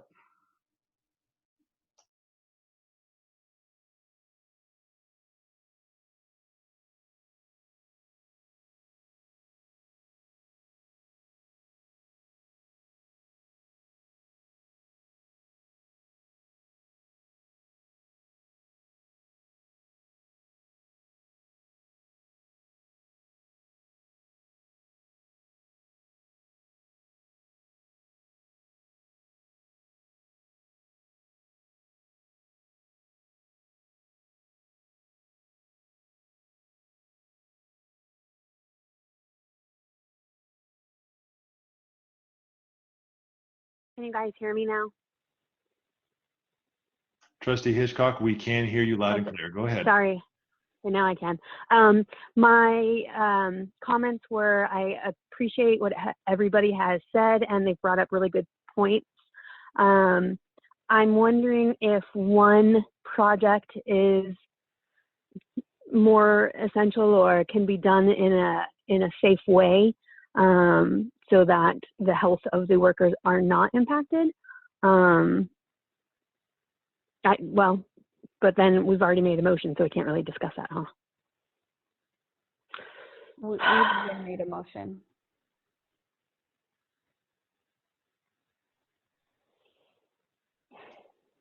Trustee Hitchcock, I think President Corzo was saying that there has not been a motion made. She was summarizing the different trustees' feelings on a particular topic. President Corzo, you might need your microphone might be a little bit closer, just to speak up just a little bit because you're a little faint. Okay, so then my comment stands, and I'm wondering if that's something to be discussed.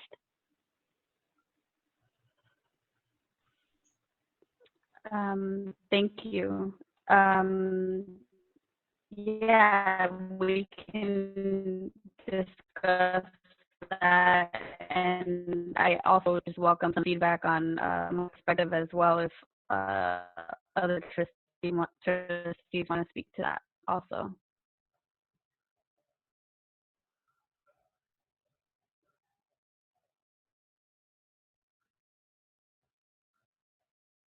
So just to repeat, Trustee Hitchcock's question was, are there some projects that may be more, that could be considered essential more than others, I guess?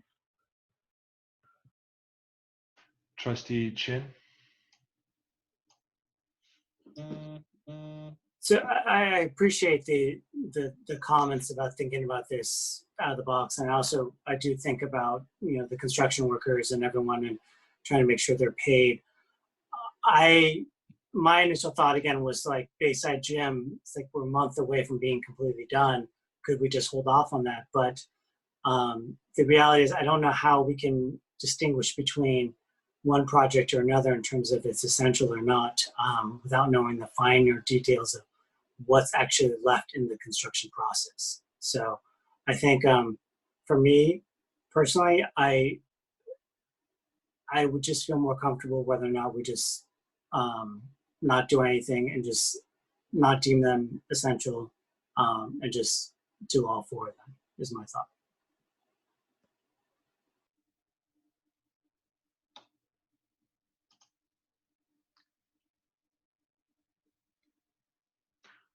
Okay, President Corzo, there are no other trustees with their hands raised at this moment.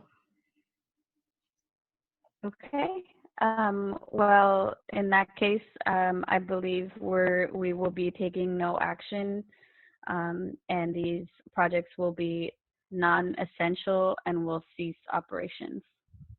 And we can move on to our next agenda item. Okay, so for the next agenda item, it's the second in a series, basically. You had about a week ago a presentation on the district's response to COVID-19. And we're going to do that again tonight. I'd like to give you some information, the latest information that I have about where we stand as far as being out of school. Sue Weiser, Assistant Soup for HR, would like to talk about the collaborative work that she's been involved in with the union leadership to finalize an MOU for our phase 2 distance learning. David Chambliss, Assistant Soup for Ed Services, is going to talk about distance learning phase 2. Sarah Drinkwater, our Assistant Soup for Student Services, will give some further details on special education and mental health services, counseling services for our students. And then Peter Kazanis, our Director of Tech, is going to talk about the tech process for the Chromebooks and the hotspots. So I will begin. My piece is that what I think is really important for everybody to understand is that we've been following the orders of our public health official, and that is Dr. Scott Moreau. And I do think that he has been very sound in his decision making, very clear in his messages. So we followed his directive that we were extending our shelter in place and our school dismissal till through May 1st. So we would return to school through May 3rd. We'd come back to school on the 4th. So we were preparing for distance learning phase 2 with that in mind. Now, what's been very confusing is that since that time, the state superintendent, Tony Thurmond, and the governor said that school will not resume at the site for the remainder of the year. Now, we are still waiting for Dr. Moreau's opinion on this, and we understand that he will be providing an opinion either tomorrow or at the latest Monday. So I don't know what that will be, but people in the medical field that I have been communicating with have said this is going to be longer than first expected. So distance learning phase 2 was originally planned for a couple of weeks. However, with the idea in mind that it might be for longer and it might even be till the end of the school year, we have gone ahead with that in mind. So our MOU with our union and our work on our distance plan is for the remainder of the school year. So we'll find out either tomorrow or Monday what Dr. Moreau feels we need to do, and I will make sure that that's communicated out to you. But just know that while we had originally thought it might be 2 weeks, it may be longer, and we are preparing for that. So with that, I think I'd like to have Sue Weiser take over and talk about the MOU with the union, and then we'll move to David and Sarah for details about the distance learning phase 2, and Peter for technology process. So I'll turn it over to you, Sue. Good evening, board members. I'm pleased to inform you that SMETA, the teachers union of the district, did reach agreement on an amendment to the initial MOU as it relates to distance learning. And I really want to thank Julie MacArthur, union president, and her team, and the district management team for us to be able to work collaboratively and come to agreement. I'd like to recognize just the enormous responsibilities that have been placed on teachers and support staff with distance learning to be able to implement it this quickly, in addition to all the personal sacrifices that teachers are making because they have children at home as well while doing their teaching. So we really thank our teachers and our staff for their hard work and their efforts. David Chambliss is actually going to go over more specific details of the second phase of distance learning, but I want to just point out a couple of highlights.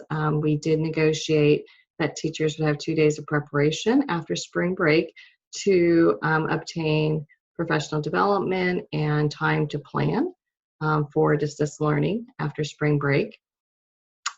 We also negotiated what sort of daily student learning and engagement times would look like, the instructional activities and amount of time for grade spans. We also discussed the fact that the district's preferred method of instruction is online. However, we recognize that some students do not have access and that not all families have the skills to be able to get their students online. So we are going to provide additional printed materials for students.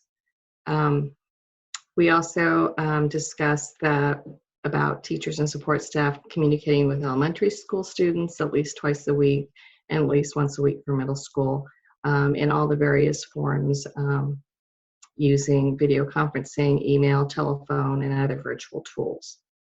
The district's in the process of obtaining access of devices, and Peter Kazanis is going to speak more to that. But as people have said earlier, this is a big shift for our teaching staff and our support staff. We have very little time to prepare. We have gotten started and we look forward to continued progress in the second phase of learning. I know that our teachers and our support staff, as well as our administrators, are committed to continuing education, educating students through the end of the year. And we do appreciate your support and the community's support and patience as we work through all of the logistics and the difficulties of making this very, very big shift in educating our students. I'm happy to answer any questions you may have. Thank you. Would you like to go ahead through the entire presentation and then ask your questions? All right. David, would you go ahead with distance learning? Yes, thank you. David Chambliss from Ed Services. Peter, would you go ahead and present the slide deck? All right, so moving on to clarifying what our phase 2 priorities are for distance learning. Building on the first 2.5 weeks of work, we want to make sure that we continue to emphasize staying connected with our students and our families. We want to further clarify our expected outcomes for distance learning. We want to strengthen and make more equitable the digital delivery of distance learning. Just to say, we have been aware of and working on and realize that this question of the equity gap around access and devices is something we will be focusing on in this phase 2. And then finally, we just want to acknowledge the importance of staying patient with each other as we get better at this. It's very important from our point of view that we really take an improvement stance, that we have teachers and families and students who are in very different places in their ability both to lead instruction with digital tools and also to receive instruction and learn through these tools. And so we're just advising ourselves to breathe and stay patient as we go through this next phase 2. Importantly, as Sue mentioned, and I want to also thank the SMFCSD leadership and the work we've done to arrive at MOU. You'll see here that when we're talking about distance learning in San Mateo Foster City, that we're talking about the range of enrichment, engagement, review, and exposure to new material that can be accomplished through our primary distance learning platform, which is Google Classroom, and a complementary other Google Suite tools like Google Meet and Google Docs, and also, if needed, also through hard copy materials where, especially as we deepen the commitment to Google Classroom, we may still have families who are struggling to make use of the devices. So we want to be able to provide hard copy materials to support their learning. We note here that, and again, this is directly from the MOU, that our preferred method of instruction will be online.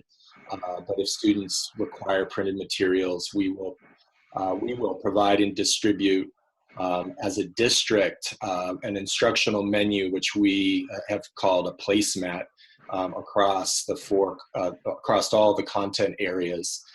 Teachers, of course, make the most important instructional decisions here, and if they so choose, they may provide additional printed materials for students to their site administrator, and we'll make sure that, that students get them.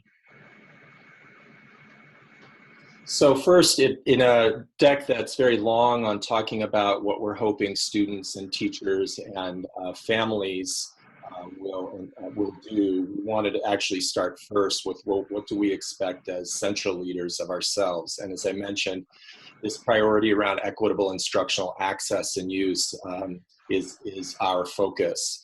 So we want to make sure that starting April 15th, that students with limited or no access to devices will have Chromebooks, and that those who do not have access to Wi-Fi will have a hotspot at their available to them, which they can use.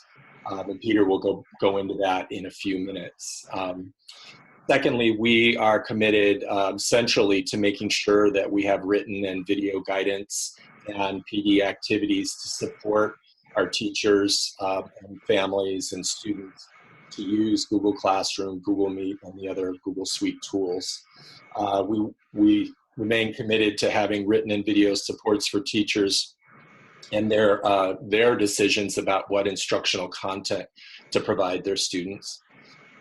We also are committed to technology troubleshooting resources. As mentioned, we have teachers and families and students who are going to encounter difficulties, and we want to make sure we have a responsive system that can help them solve whatever problems crop up. We also want to expand our translation services to support communicating with families, particularly if we're in a moment where, for example, a teacher is trying to work with a family and a student that's experiencing some challenge with their access.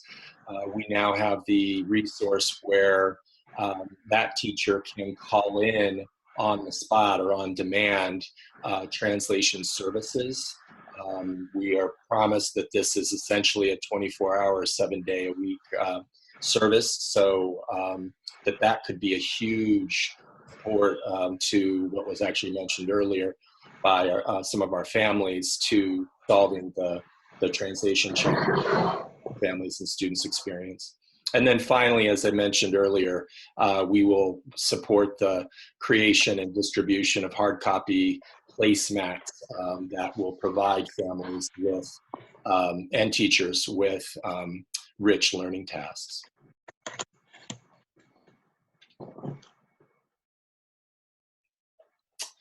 So now let's turn to this question of what are our expectations of our teachers. And again, these bullets are firmly grounded in the Memorandum of Understanding that we just signed with SMFCSD. I'm going to hit some highlights rather than reading through every bullet. Note that this is a slide focused on transitional kindergarten to 5th grade teachers. So again, that we would ask our teachers to provide students really learning activities that at the TK to K level would amount to about 1 to 2 hours per day, and that at the 1st to 5th grade levels would amount to 3 hours a day.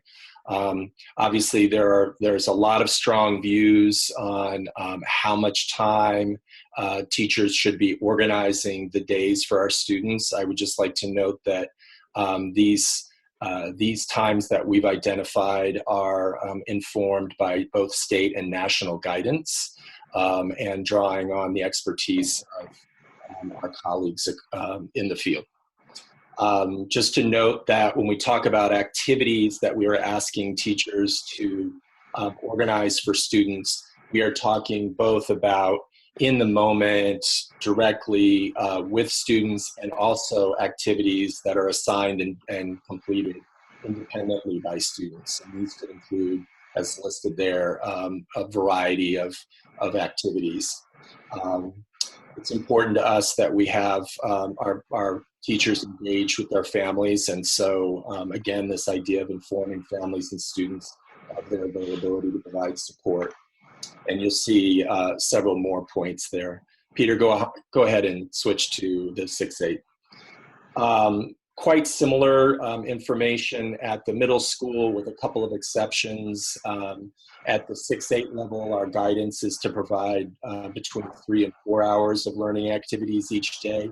This approximately, if most of our students have a 7-period day, if they have about 30 minutes of content a day in each of those 7 periods, plus obviously some break time and independent activity time, that in total would be approximately 3 to 4 hours a day.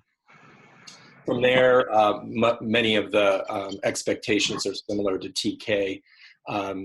TK5, I would just point out that we have addressed the question of who is a middle school student's sort of main teacher to also do, check-ins with the student and the family, and that's what's called the homeroom, oftentimes the first period teacher. So in addition to delivering the content that teacher is responsible for, they will hold kind of the social emotional attention that we'd want to see between our teachers and students.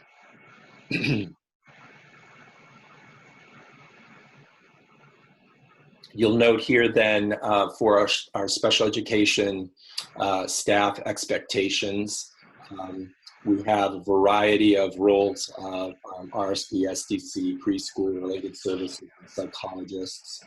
And I invite you to read down through the expectations that we have for folks there, including regular phone consultation in collaboration with service providers. Again, the same commitment to working through Google Classroom, continuing to hold virtual IEPs, and then in terms of direct instruction or the students' identified needs, you'll see for each job category how we're expecting that to unfold.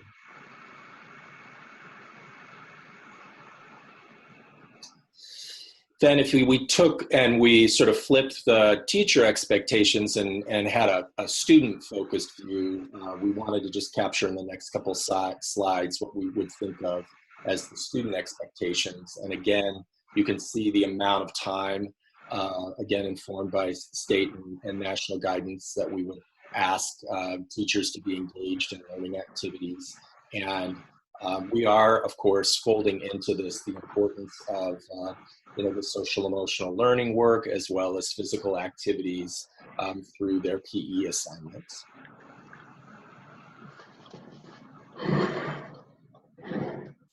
And then for the 6-8 students, again, the 3 to 4 hours per day, the focus on completing learning activities. In the case of middle school, another resource in addition to Google Classroom that we have is School Loop, and in some cases these could be working in tandem.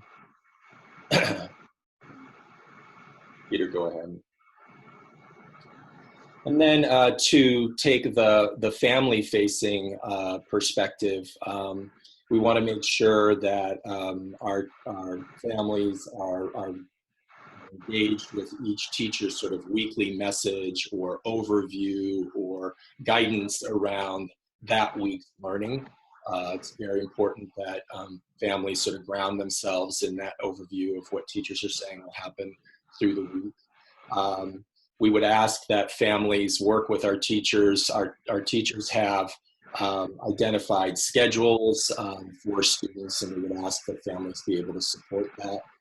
Of course, we want to make sure that families are available to communicate with their child's teacher if the family particularly has any need of support, whether it's a social emotional support or a technical support.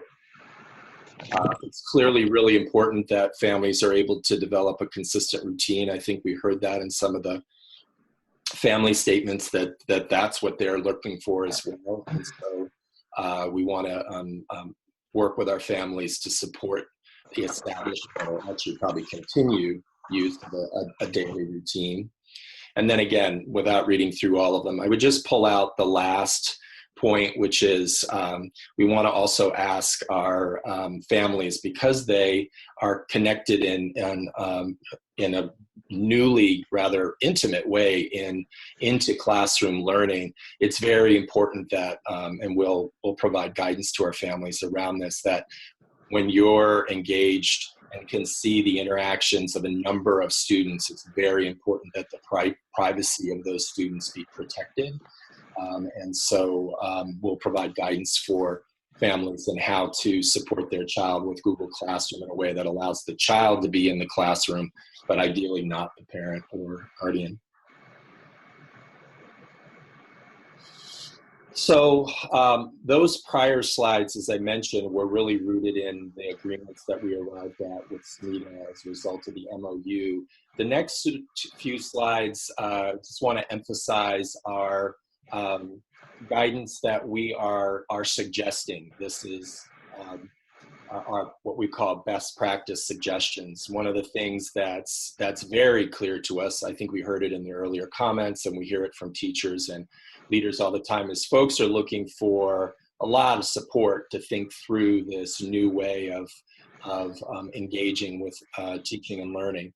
And so we're pulling on a variety of resources, certainly from the state, as well as what we're hearing even in these first 2.5 weeks of what's working and actually what's not working. So folded into these next few slides are importantly understood as suggestions. They are not requirements of all of our teachers, but we believe they're best practice and would encourage folks to use them. So the idea that we think about planning instruction and new concept or skills that's no more than twice a week. And this speaks to the reality that learning in a distance manner is not the same as the kind of classroom learning that we have. And we need to expect that the amount of new concept or skills needs to be taken on at a different pace. And so we are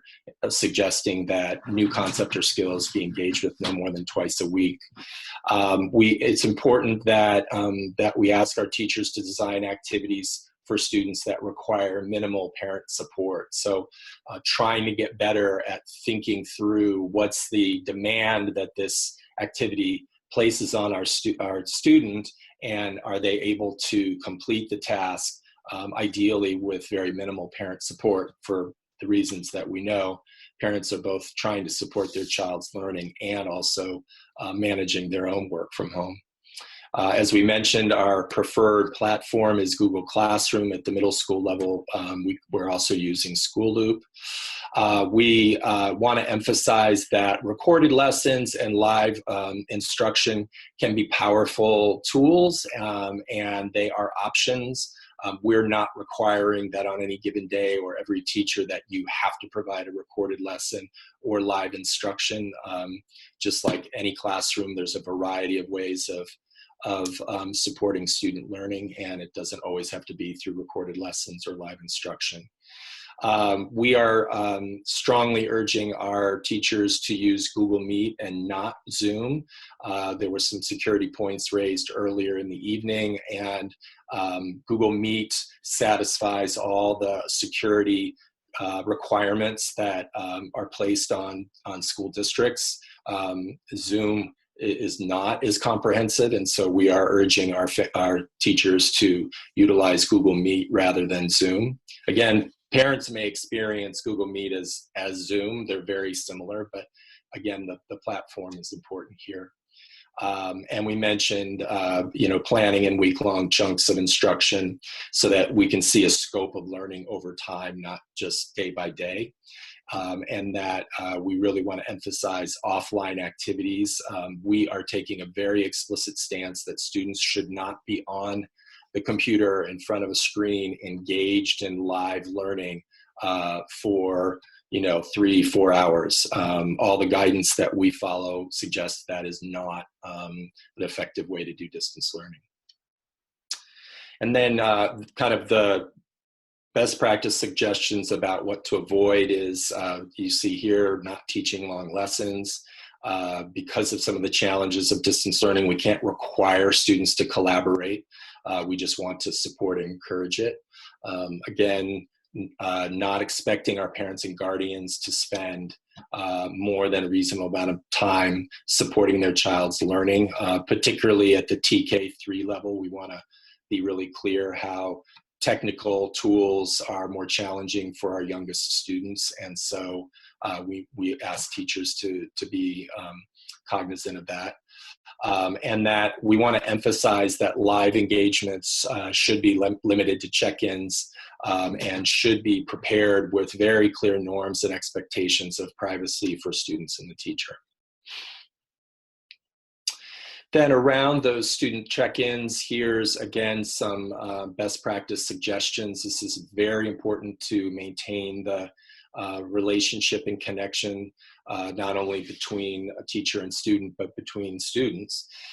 So we're emphasizing that, you can read here the importance of engaging with our students, ideally seeing each student's face or hearing their voice at least one time a week, logging their efforts to connect, using this on-demand translation service, and most importantly, if we find that repeatedly a student is struggling to be engaged in the digital tools, and if we have repeated failure to connect with a child, that we need to make sure that that is brought to the attention of the site principal, and that the sites work with our student services to try to case manage the supports needed to bring that child and family into distance learning.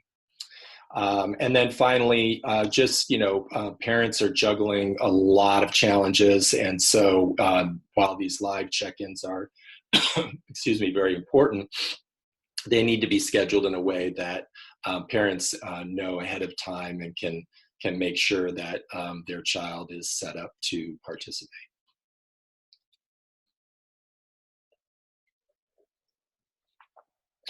I mentioned earlier where we have concerns or we want to make sure that we have continued supports for students. So there is guidance here that goes to our staff that is a very sort of specific step-by-step guidance that they can take to make sure we don't want any child falling through the cracks in this period of time.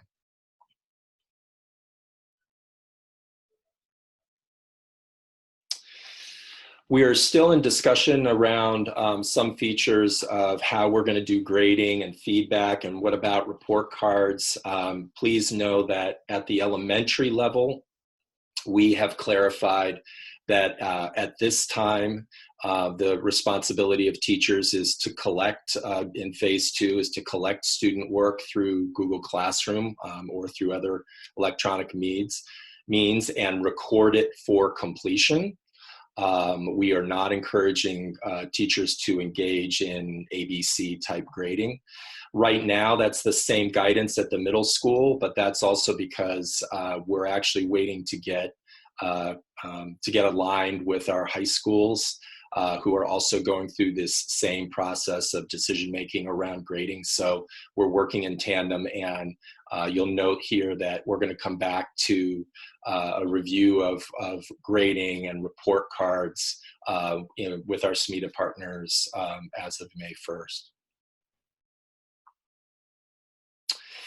We just wanted to also make you aware that we are really trying to ratchet up the distance learning supports. So we have a lot of resources that we have curated or created over the last many weeks, and have built now at this point, this is a teacher-facing website. We hope to roll out a similar website for our families over the next week or so that it can be set up and ready as we launch phase 2 after spring break. And as it notes here, we're constantly updating it. But we recognize that, web access to these resources is essential. And so we're providing it already to teachers. They can go in even now and find guidance around how to use Google Classroom, how to use Google Meet, all sorts of different kinds of resources and videos there. So while it is true that we've identified April 20th as the specifically defined professional learning day, we have teachers that are already engaging in a lot of learning and building their capacity, and this website serves as a continual resource for them. I mentioned the professional learning days that are being proposed for when we come back. Actually, the first day, April 20th, will be the professional learning day. And then the 21st, that Tuesday, is meant to be a teacher planning day. We're proposing that instruction for students will actually resume on Wednesday, April 22nd, until the end of the year. We're putting in place the fact that teachers and staff in some cases do need to come back to our sites to access additional materials or otherwise be available to distribute hard copy materials. And so we are building the protocols now to ensure that any staff that are coming on to our school sites on April 20th or the 21st are doing so in limited, for limited periods of time and following, the best guidance about social distancing, and to ensure that they come back to sites that are ready for them. The sites will be cleaned and disinfected prior to the end of spring break. Finally, there's some stages of family communication and feedback for this phase 2 distance learning. Obviously, tonight is one important start of that communication with the families that are listening in. There will be additional communication going out tomorrow, and that will focus on, I think, kind of the essential facts, and then we will give folks a little bit of a spring break time, and then over spring break in preparation for phase 2, we, as I mentioned, will push out the family website and the more specific kinds of details that we've talked about in this slide deck. And then, of course, there will be continued guidance and support, communication with families, the most important of which is we know we're going to have places where people will struggle to have access, and so communication there to ensure we problem solve those successfully will be really important during phase 2. And just finally, we just want to remind ourselves that for all of this, working from our homes can be very challenging, and so we're trying to take a proactive stance with our staff and our students and our families just to make sure that we take care of ourselves while we're doing this this new venture together. All right, that's my piece for the moment. Should I transition to Peter to do the tech update, or should I ask Sarah to come in now? I believe Sarah was planning to go next. Okay, Sarah?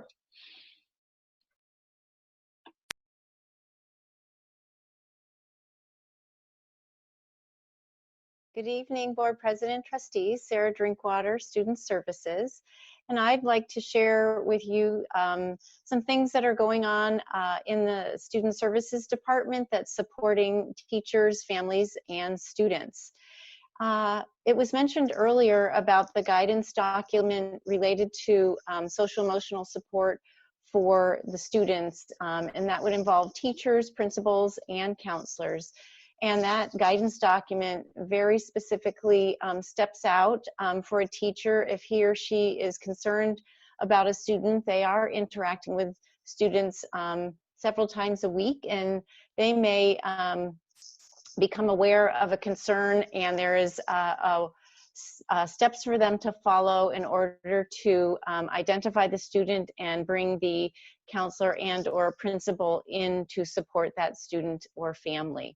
In addition, I mentioned last week as well, the counselors have set up their services through the Google Hangout Meets that is FERPA and HIPAA compliant, so they can continue their one-on-one therapy services for students.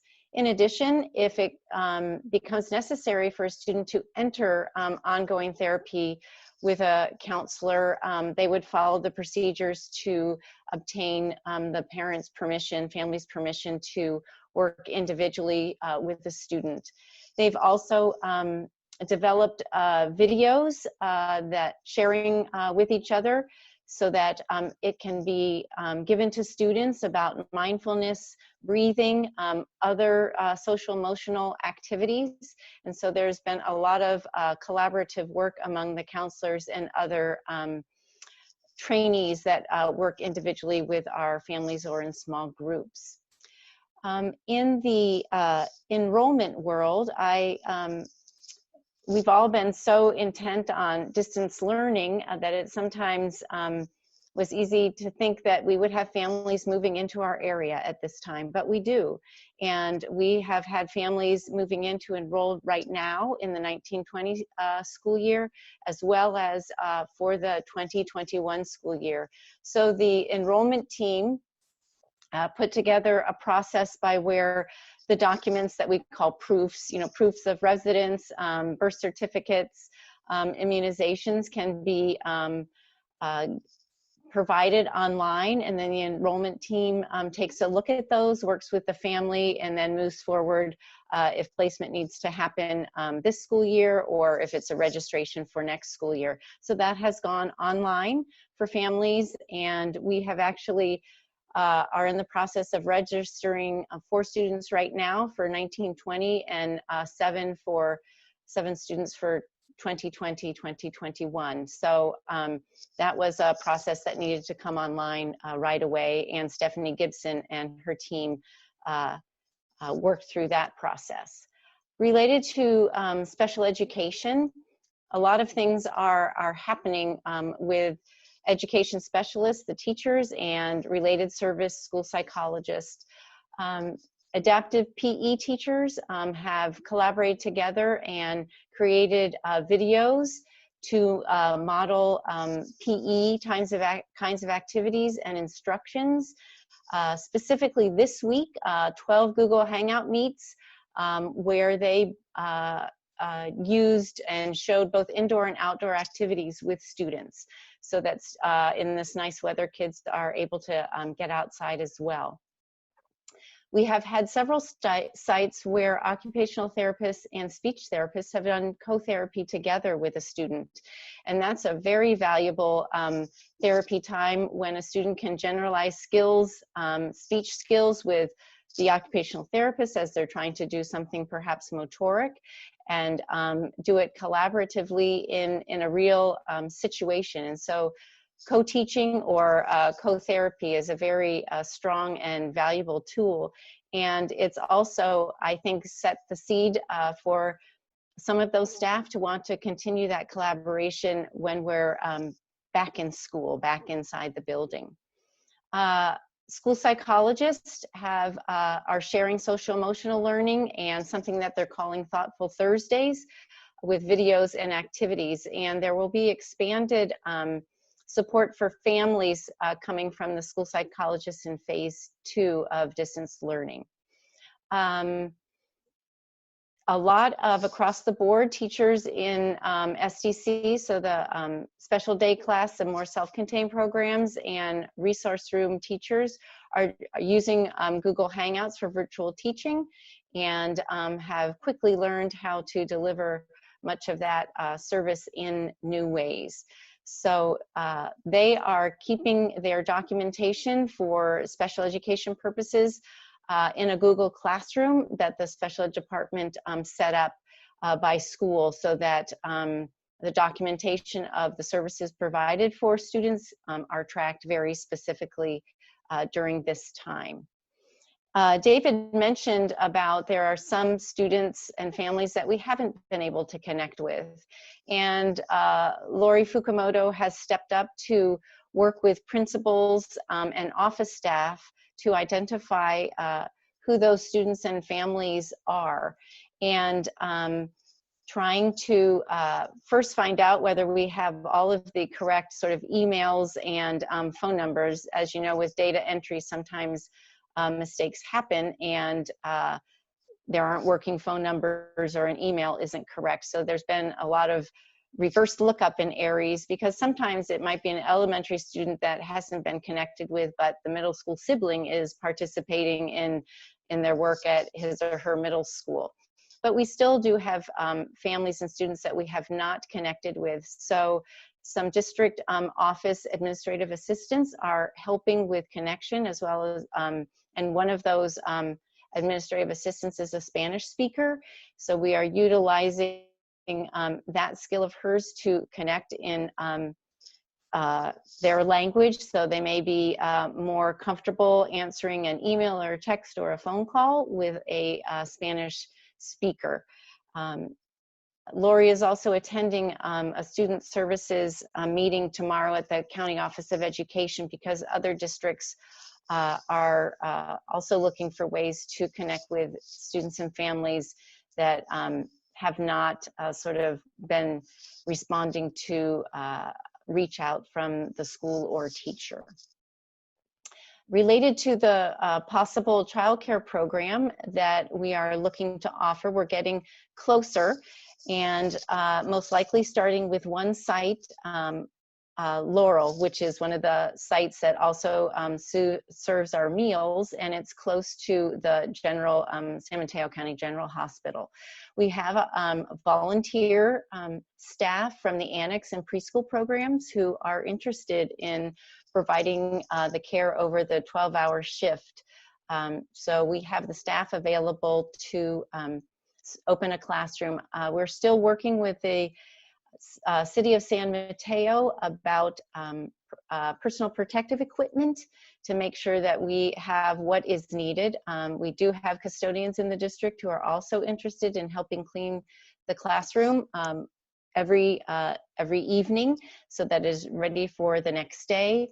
In addition, our school nurse team will be available for consultation.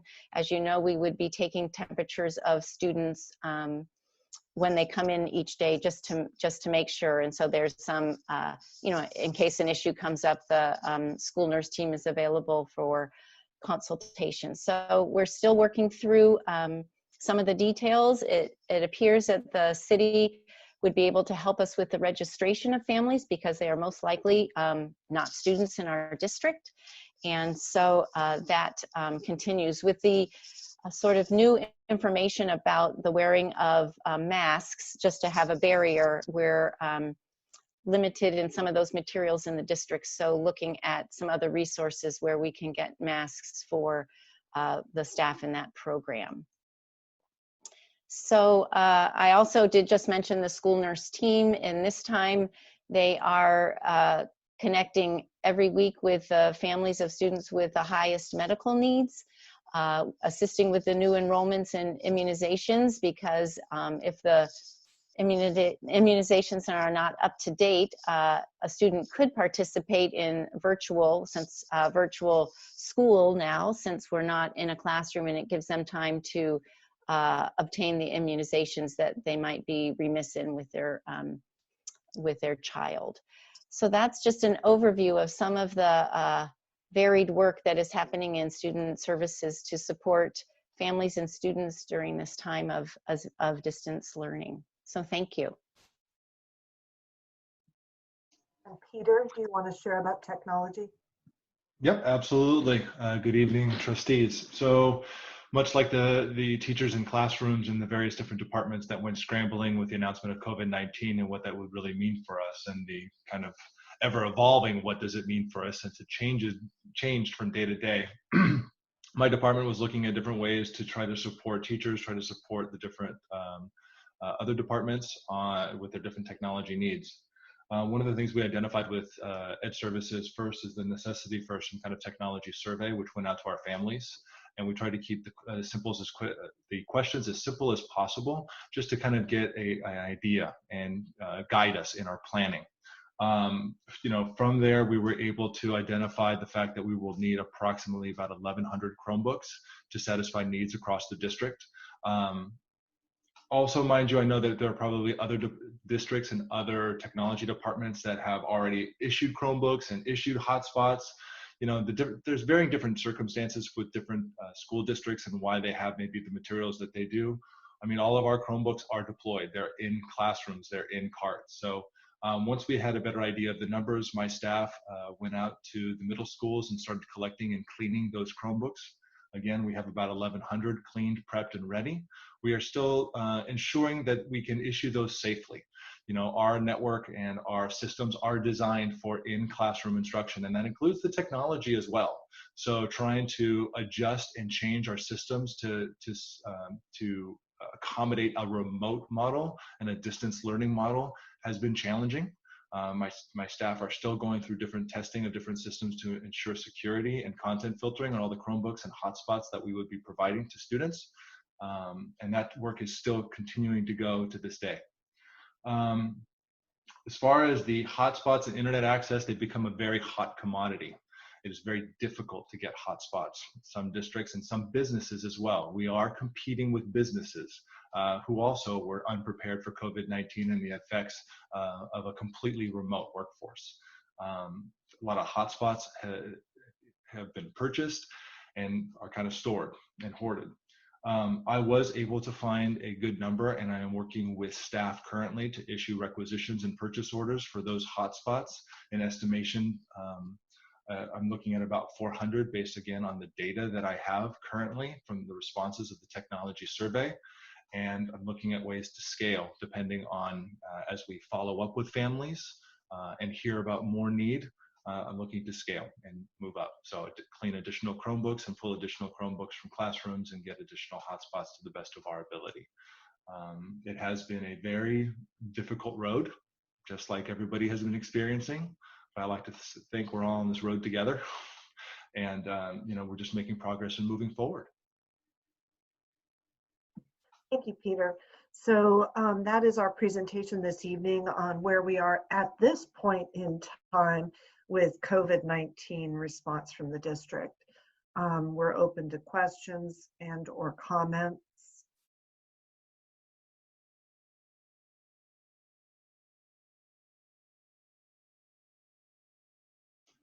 President Corzo, we do have we have actually 4 now attendees that would like to make public comment. Would you like to have questions of the board first and then public comment?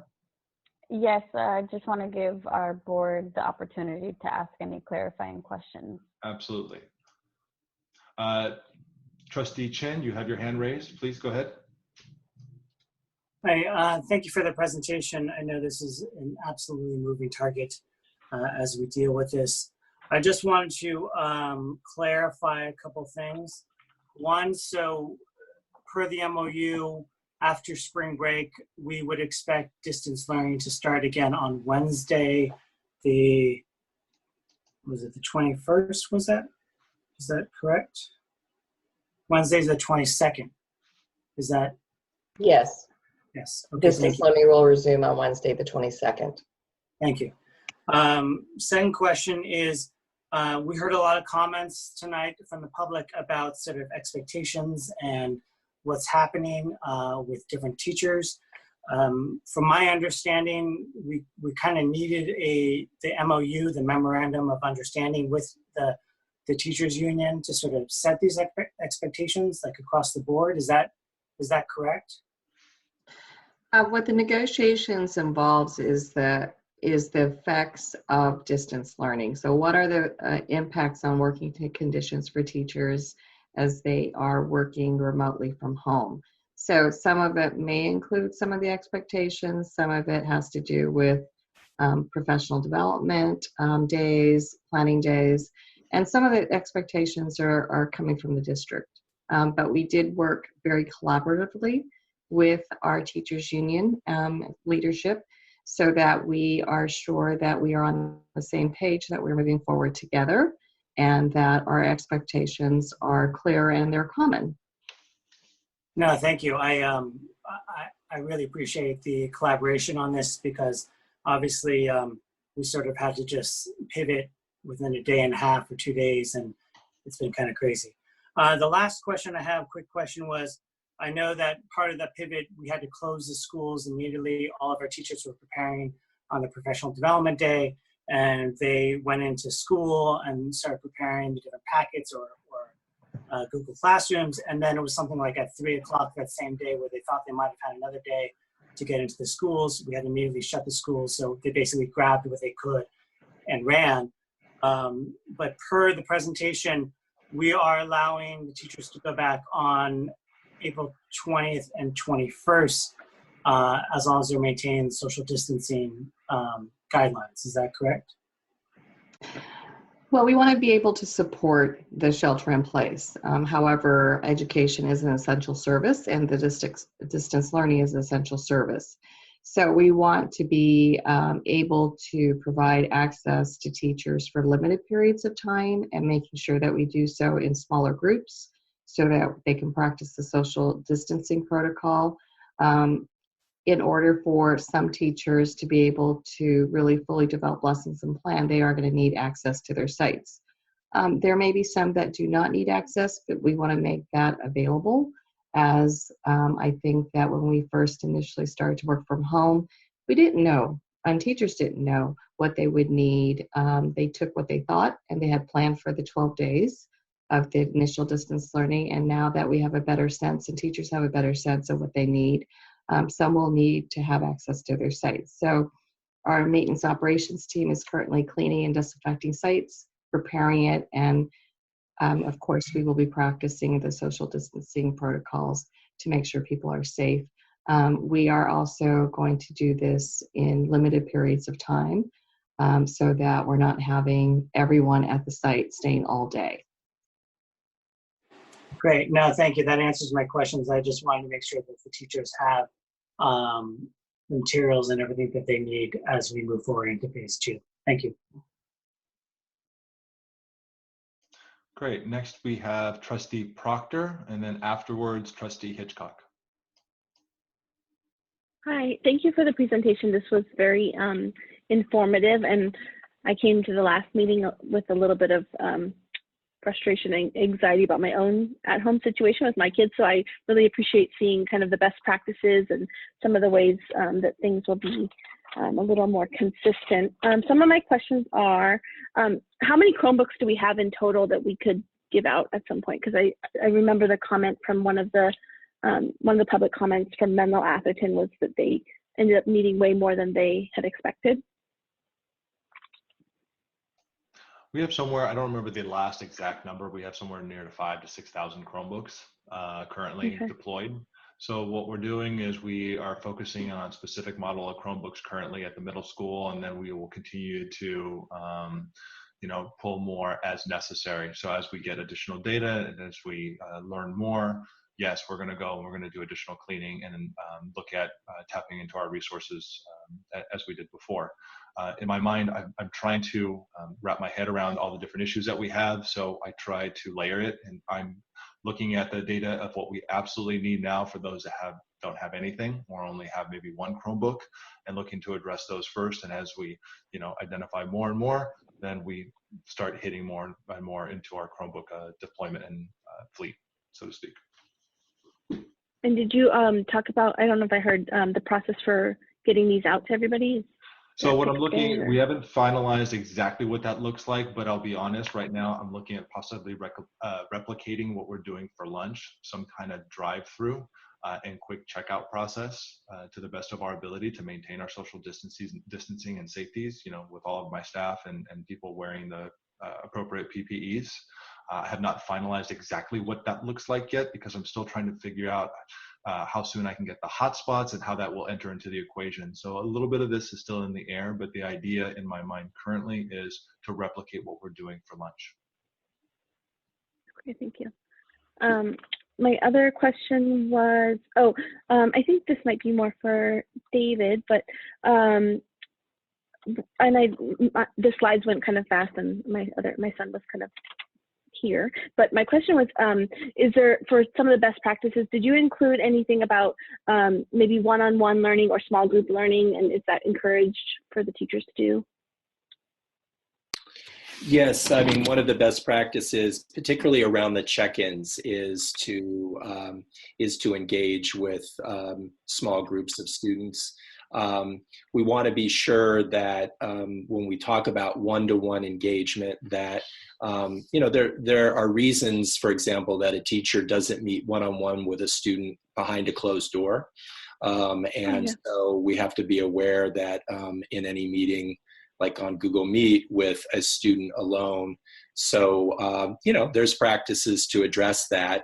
We certainly can be recording conversations and things like that, but we want to make sure that that those are positive and that we're providing them with sort of the best guidance. Okay, and then having been home for the last 12 or so on days with my kids, I'm just wondering, what's the best process for if something's not going well with your child, with the student? Should parents contact the teachers via email, or what are you guys recommending? Well, certainly email is good. Different schools have some different practices that are the normal communications. What we're trying to do is not create new ways of communicating or new systems. So the standard way that you traditionally would reach a teacher if you had a concern would be my recommendation. And if you have difficulty doing that, of course, you can always reach out to the site leadership as well. And then last question is, do we have any plans to survey the parents to find out how things are going with them? Specifically interested in hearing about what's going well and maybe some of the challenges and issues, including the special ed students and the English learners. Yes, we would like to do that. Actually, our intention is to survey parents and students and teachers to have sort of a triangulated check-in as to how distance learning is going. When will that happen, do you think? We'll be planning that for we'll be planning it over spring break, and then we want to get the launch started, and we'll follow up shortly thereafter. So thanks so much. Yeah. That's helpful. Okay, Trustee Hitchcock.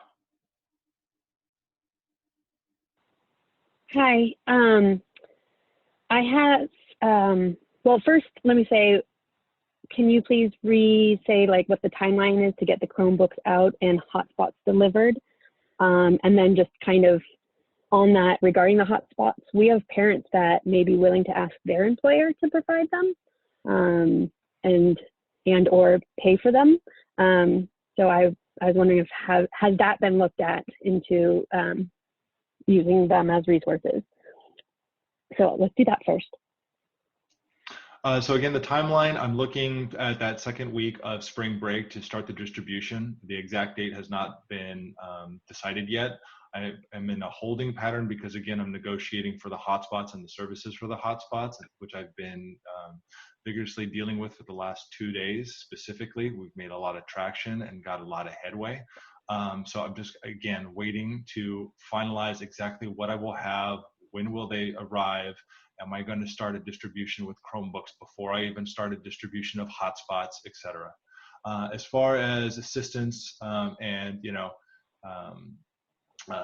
businesses willing to provide and donate, we're looking with our providers and those that we're purchasing the hotspots for certain security measures. It's not something that I wouldn't mind talking with different businesses, but I would say that right now my focus is to get these in place, and then if businesses do want to assist the district in providing hotspots, I am more than willing to engage with them and work with them to try to add to our fleet. Absolutely. Okay, thank you. I also know that, since we're the largest district with 11,000 or over 11,000 students compared to the surrounding districts with, under 5,000, that the rollout of such tech is going to take longer than the other ones. So I do appreciate the time and work that you are putting into this. and I know the frustrations you have had. So thank you. And then regarding distance learning, I have so many questions, but I'm kind of hoping that on our April 9th board meeting, we're regarding the distance learning in phase 2, those issues will be addressed, because I don't want to put so many things on the teachers. They've already had a lot of feedback, and so I'd really like to give them time to digest all that feedback and then come up with what phase 2 would really look like. So I don't really want to ask all my questions. And then I really strongly support sending out a parent survey and encourage that the feedback be taken into consideration. So that's where I'm going to stop right now. Thank you. President Corzo. Thank you. So I'll start with the technology. I'm just wondering, have we considered how we will assist parents and families and students that aren't very familiar with Chromebooks and Wi-Fi spots? How are we going to help them know how to use these things? One thing that I've heard from a teacher is, you know, creating like how-to videos. And I think like that can be leveraged even now, just for like some of the things that we are hoping students and families use. So for example, like how-tos on Class Dojo, I'm just thinking like if some schools are doing that, I think it's really like it would to have our district kind of centralize that and not have you know, multiple teachers doing it across different schools. I think it would be a good use of time for our district to kind of take some of that space and assist our families in doing that, just in terms of, you know, because I do want to say that, you know, we've gotten a lot of public comments on, you know, why aren't we doing Zoom yet? Why aren't we doing Google and all of these things? And I hear that, and I think that's valid, but I think we cannot forget that not all of the students in our district have access to parents that can help them navigate this technology. And that is something that, although it can be frustrating for families that are really tech savvy and want to go all online really quickly, you know, we as a district, we want to make sure that that we're not leaving kids behind. And so, sorry, it was supposed to be a question. It turned into like this long thing, but yeah. I can answer a little bit about the technical support. I mean, we're still developing on what that exactly would look like for families and students in my mind. I'd like to provide some basic documentation on how to log into the Chromebook, you know, basically how we configure student accounts, etc.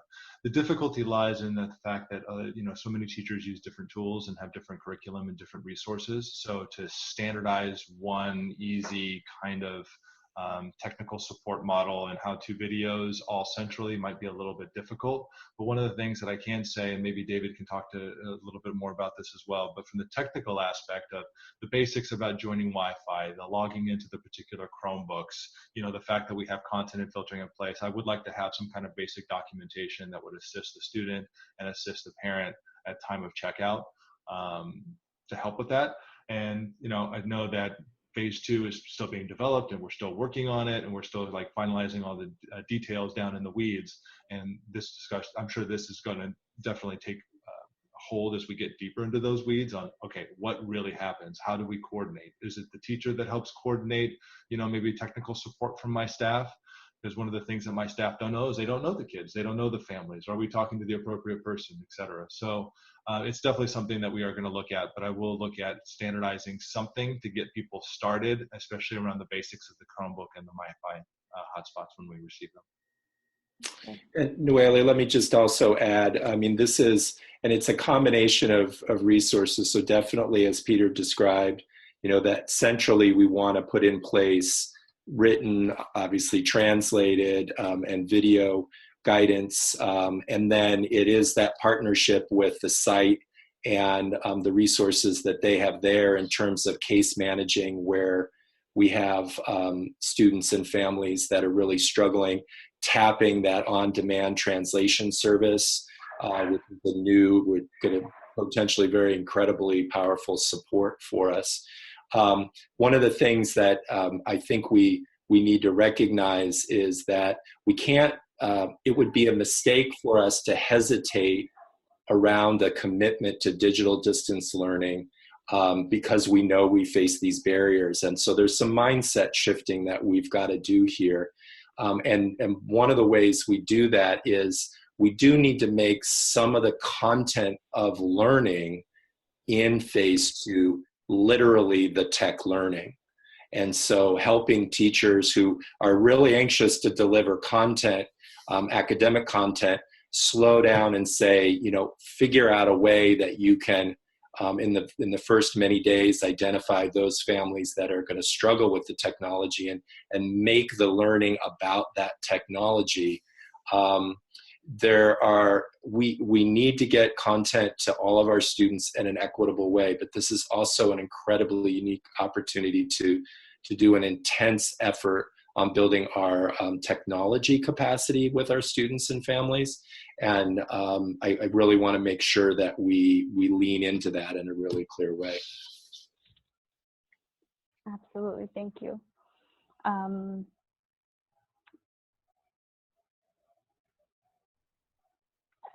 I had other questions, but I can't think of them right now. So do we have anyone else that, Shara, did you have any questions? My questions and comments all go together, so I'll wait. Kind of how I do things. Yeah, okay. So why don't we go ahead to public comment?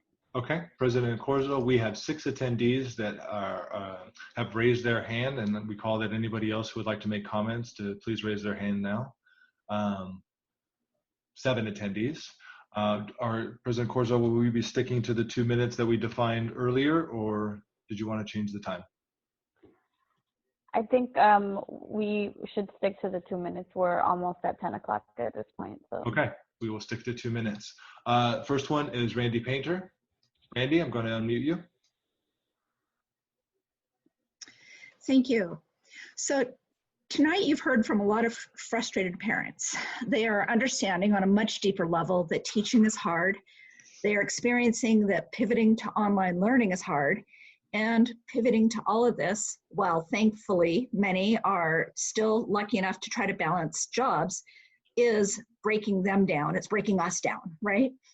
So in my experience, each transition, first to distance learning and then to Google Classroom Online, was a challenge.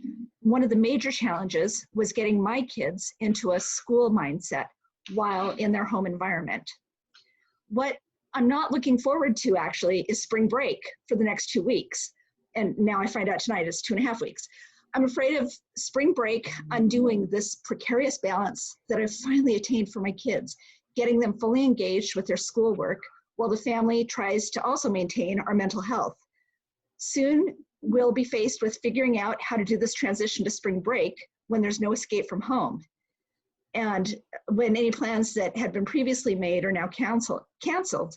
And then how are we going to transition back from spring break still at home?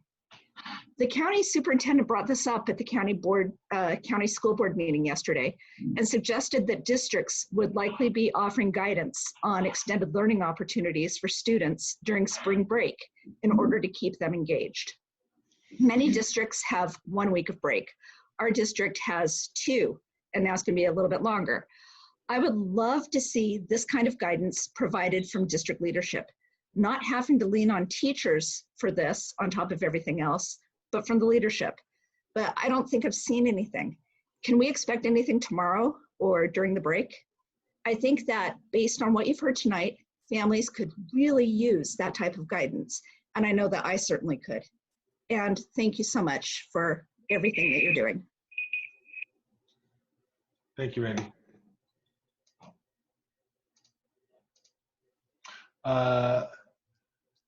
Next, we have Scott Kourounsakis.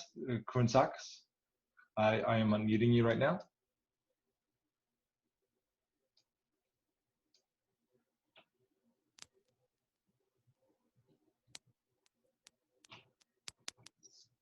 Scott, are you there?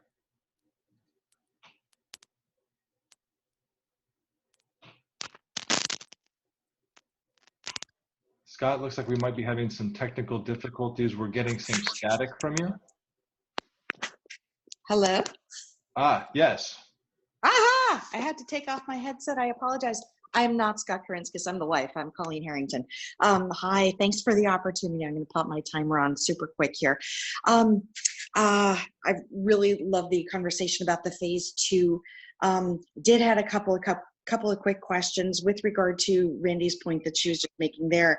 Would love to learn if there are going to be any extended learning opportunities, particularly to throw into the mix during the next 2.5 weeks while the kids are on quote unquote spring break. I don't believe I've heard this mentioned or addressed previously, but in my estimate, the kids will have missed, these are, I've got a 4th grader and a 6th grader, will have missed 5 instructional days by April 22nd when they get to resume from spring break. So those would be the March 16th, March 17th, March 18th, April 20 and 21. What are we doing with regard to the 180 days of instructional time they're supposed to have this year? Please tell me we're not extending the school year. If we are, it would be really nice to know all of that way in advance. I was hoping we might actually do some of that during the spring break because that's 2.5 weeks of downtime for us. For our family, I'm an essential worker. I have to go to the hospital every day. My husband's working from home and the kids are free ranging their education.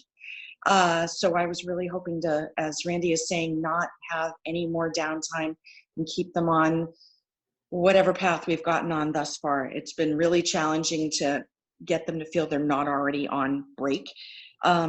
I do appreciate the goal of sending student calendars to parents.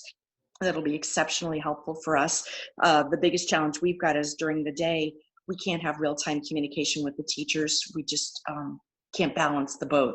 So there's a lot we need to accomplish at night, but unfortunately, I am not about to burden the teachers any further. My son's 4th grade teacher is already emailing us at midnight to connect with us. Thank you so much for hearing me and for all of us and everything you're doing. Thank you. Okay, Heinz, I'm unmuting you right now.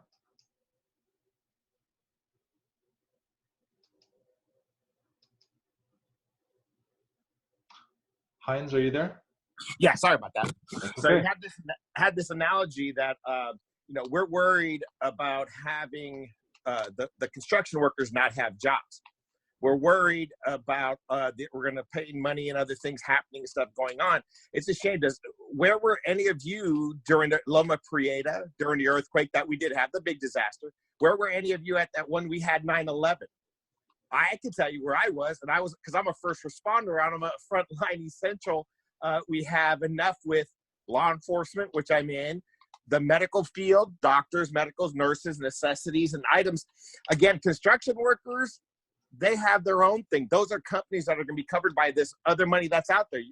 Everybody's completely overlooking the fact that a lot of this stuff is going to be things that the federal government and the state are going to be working to assist us with. And it's a shame that we're worrying about construction workers or somebody else and other things rather than our kids and families. We don't even have enough staff on regular time that speak multiple languages or that speak for all of our students that are ESL. We don't have it. And that's what we've been bringing. So we are lacking in so many ways. It's a shame on everybody who's not thinking about that really, really big picture. What is important? That shows a side of us that if it's elected officials that we're voting with, or that individuals, or there's a particular influence, because that's how things are, we need to be taking a lot more introspective look at ourselves and what's good as a whole for the community, our community. Like all of you are responsible for the students, for the teachers, for them. Are you all going to be paid during this time?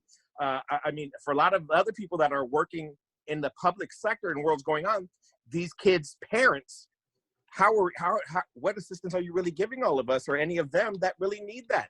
You guys really need to think about that. And as whole, everybody, all of us as a community, again, this should be bringing us together and closer and showing our character and morals rather than other petty selfish things. So thank you. Sorry about that. Thank you. Thank you.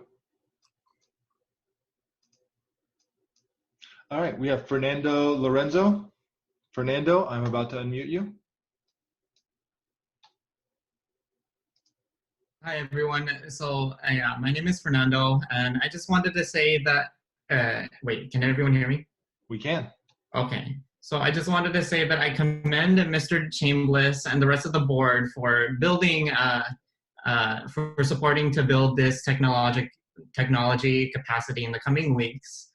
In addition, I would like to see like further insight for what like the school district needs to make this better.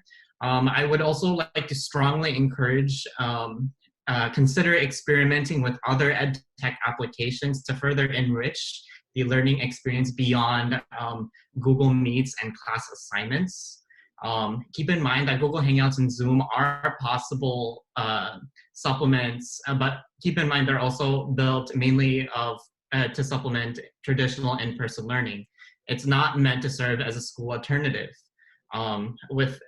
Supposedly with our team that we hope to build, we want to, like, AmericanTeachers.com hopes to create that platform to have that easy to use directory for everyone to be able to use. So I would like one of the board's input for that. There's 3 questions I don't want answered right now, but it's something to keep in mind in the future. Will teachers release grades at the end of semester, or will grading be changed to a different format to assess student merit? The second question is, will students move to onto the next grade without the foundational knowledge needed to continue on to that advanced stage, or will they have to repeat a grade?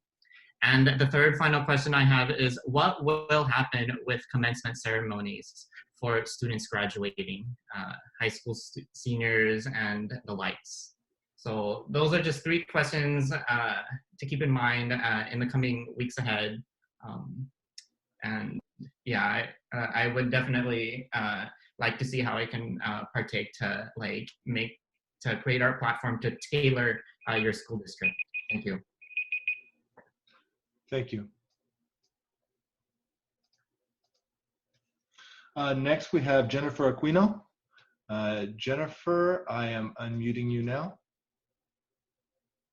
Hi, thank you. I just really, I'm really disappointed that no parents were asked or consulted or feedback was taken in developing this plan. I realize that the teachers probably demanded some sort of change in their working agreement, but I think it's shameful that the district didn't come back to parents and ask for some sort of feedback since we are on the front lines, and the fact that the board's not even questioning or seem to be concerned about that is troubling to me. I actually didn't see this as an agenda item on the board, and I've checked your website and it's not there either. So I'm going to look a little bit closer about whether there was a violation, because I think far more parents would have spoken today had they known you were going to discuss and approve a distance learning plan.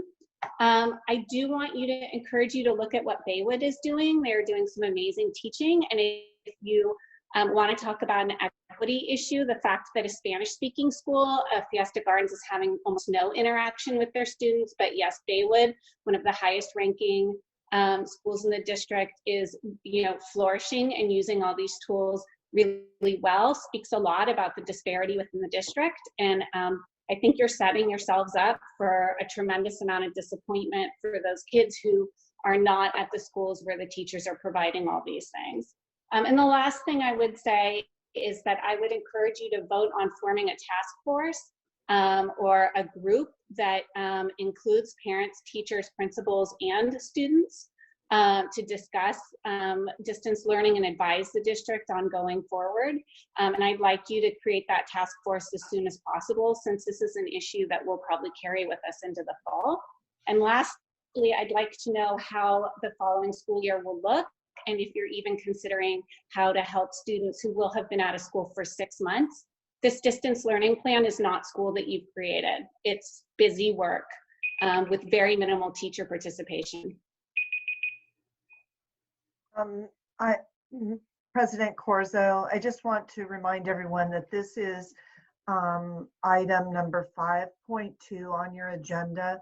It isn't a vote, and there was no. It's not on the agenda posted online. It is absolutely 100% not. Jennifer, I have looked at that I'm agenda sorry, 4 times. Somebody email that to me, and I'm happy to look at it, but it is not on your agenda posted online. Okay, thank you, Jennifer.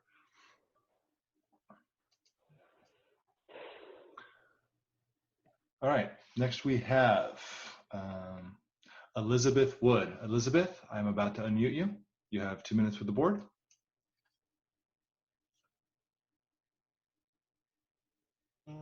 I spoke earlier and I realized I didn't thank you guys for letting me speak out. I've stayed on and watched the presentation about phase 2. And one thing that really struck me is that live instruction is not a requirement. And I find that strange because it seems to me that that must be one of the most fundamental requirements of a teacher's job at the site. So I'm unclear how that goes away when we move to distance learning. Because I'm a full-time employee somewhere and I'm working remotely and no expectations about my job are changing. And I think, you know, it's so critical that the kids are connected with their teachers and receive live instruction. Thank you. Thank you, Elizabeth. Okay, next we have Jay Ramirez. I'm about to unmute you.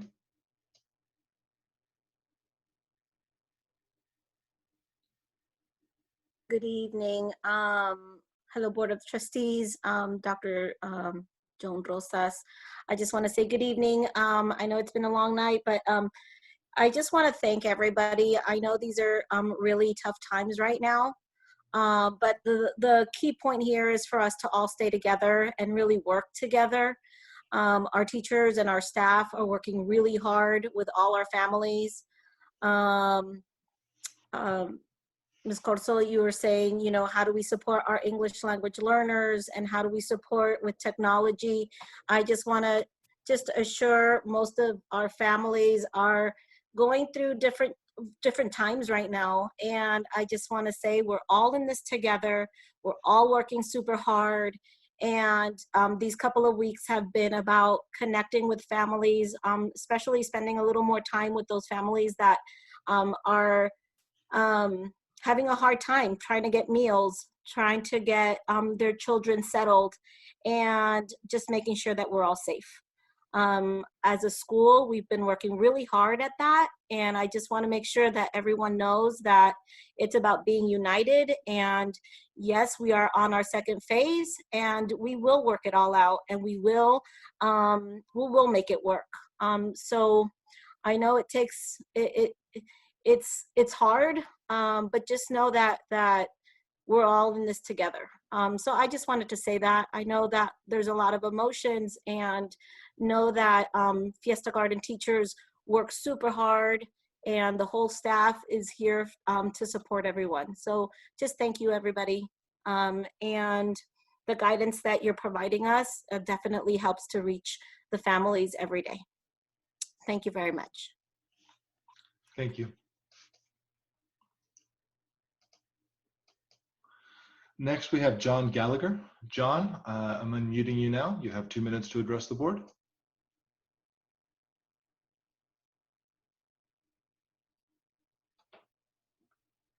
John, are you there?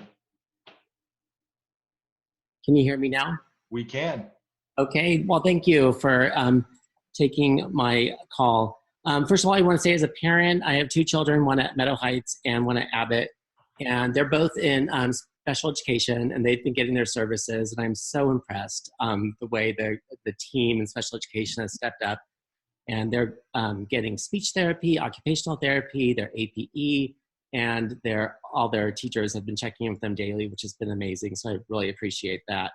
I'm also a teacher in the district, so I've been really focusing hard on meeting my own students' needs. And it's been a huge transition. Distance learning is so much different than whole class learning. When I first started with distance learning, I thought it was gonna be the same as whole class, but it's not. I, had 30 kids in my classroom today, and it's all about distant learning. It's going to be small group learning.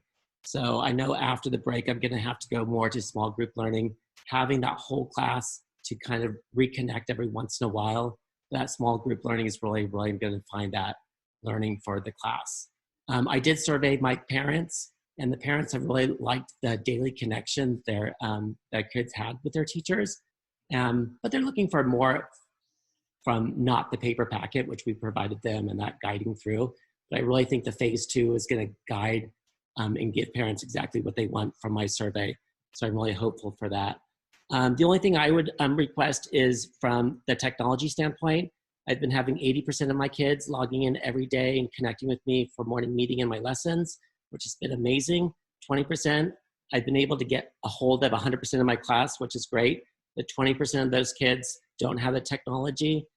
So they really need that support in getting that technology. And I need that support in the Spanish language and training parents on how to access the technology, how to sign on to Google, how to get into Google Classroom, how to get into Google Meetings. I need that assistance and support.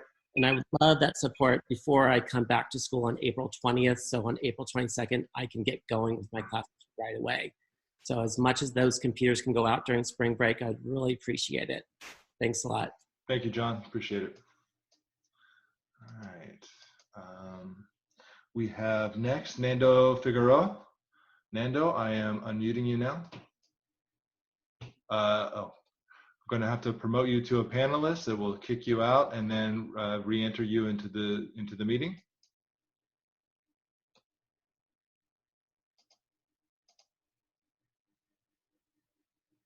Okay, thank you. There you go. If you can unmute yourself, you have 2 minutes. Thank you, Peter. I appreciate it. I want to say thank you to David Chambliss and Peter for providing all the information you provided today. I just want to get to a comment. I'm both a parent in the district. I'm also a teacher. And I believe the previous teacher that spoke before me was pretty much painted a picture of what I'm going through as both as a parent, as a teacher. At the same time, there's some things that I want to comment on. One is before any devices go out to any student, it needs to be clarified that there's got to be a digital citizenship component to anything that we do. Our students are very savvy. They have some skill, but reinforcing that maturity and that etiquette is really important. It's symbiotic with the technical skill of the teachers. So whether, we have to do 2 things at the same time, improve that digital citizenship skill for both teachers and student, and at the same time for the on the technical skill part.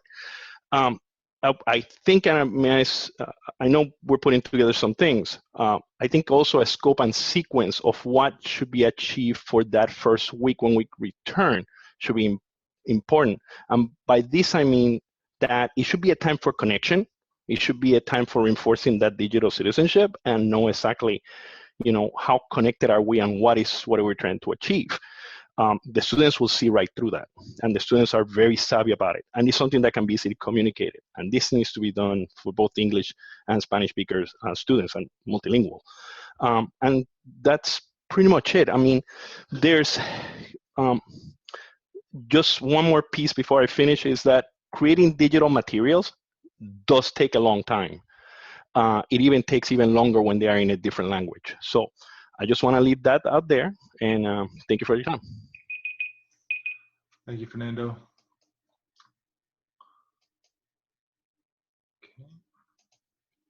Okay. Next is Lisa Reschke. Lisa, I'm unmuting you now. All right. So again, thank you so much to David Chambliss for outlining and letting us parents know a little bit more about what distance learning is going to be looking like after the break. I feel like having that little bit more information really helps me as far as peace of mind in knowing that, okay, there's going to be some calm to this chaos coming up. also, I think it's important to remember, and this is for all of us, you know, collectively, parents, educators, administrators, this isn't the first time distance learning has ever been used. In Australia, it's still being used. You know, there's lots of places within, in inner Australia, in the outback, where students can't get to a school. And so they are collectively in these schools of the air, where they're doing distance learning from 3.5 on up. So it's not a new thing. And at the same time, I think we need to figure out how to make this work here. How do we make something that has been tried, tested, and has worked really well in other communities, how do we make it do the same thing here? And I feel like, yes, this is going to be a trial and error. And I also feel like we are set up so much better, like I said at the last meeting, better than a lot of other districts in the area or in Northern California.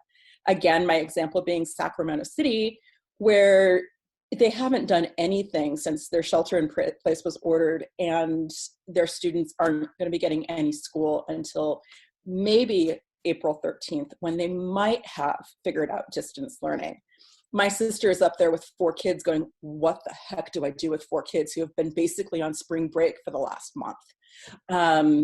So I do feel like, you know, we are ahead of the game, and now it's just working out the kinks. And, you know, we have other communities around the world that have done this before. So, you know, there's no harm in looking at those other communities as well for guidance.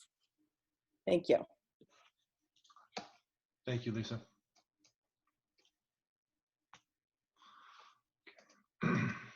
And the right now, we have our final comment from Karen. Karen, I am unmuting you now.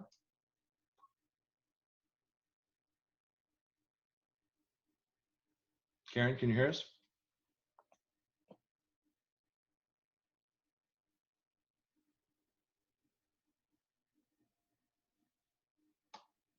Karen, I see you're unmuted, but I do not hear anything.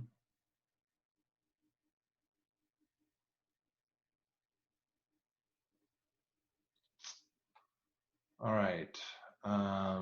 Karen, I'm going to leave your hand raised up, and we will try to come back to you. There is another hand for public comment, but we'll try to come back.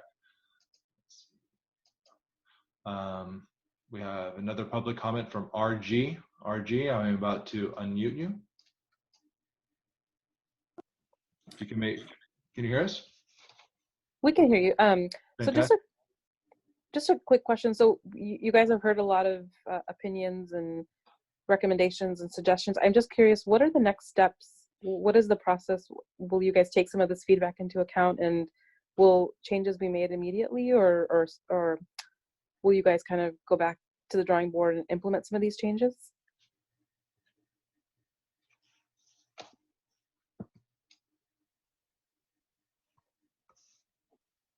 Okay. Thank you, RG. And the next comment, I'm gonna try Karen. I'm gonna try you one more time.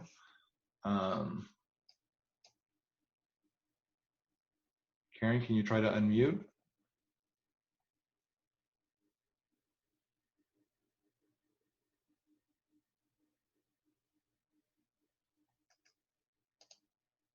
While we're waiting for Karen, I just want to say really quickly that our board and our district staff will integrate responses to our public comments when we start our discussion. We're not going to give a direct back and forth questions and answers. So Karen, we're ready for you. I think we might still have technical difficulties. We have one more hand. So Karen, I'm gonna put you back, and we're gonna bring Jack Bachofer. Jack, I am unmuting you now.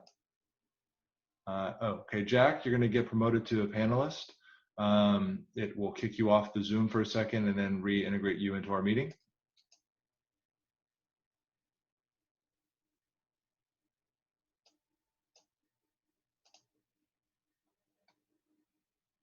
Okay, Jack, if you could unmute yourself, you have 2 minutes to address the board.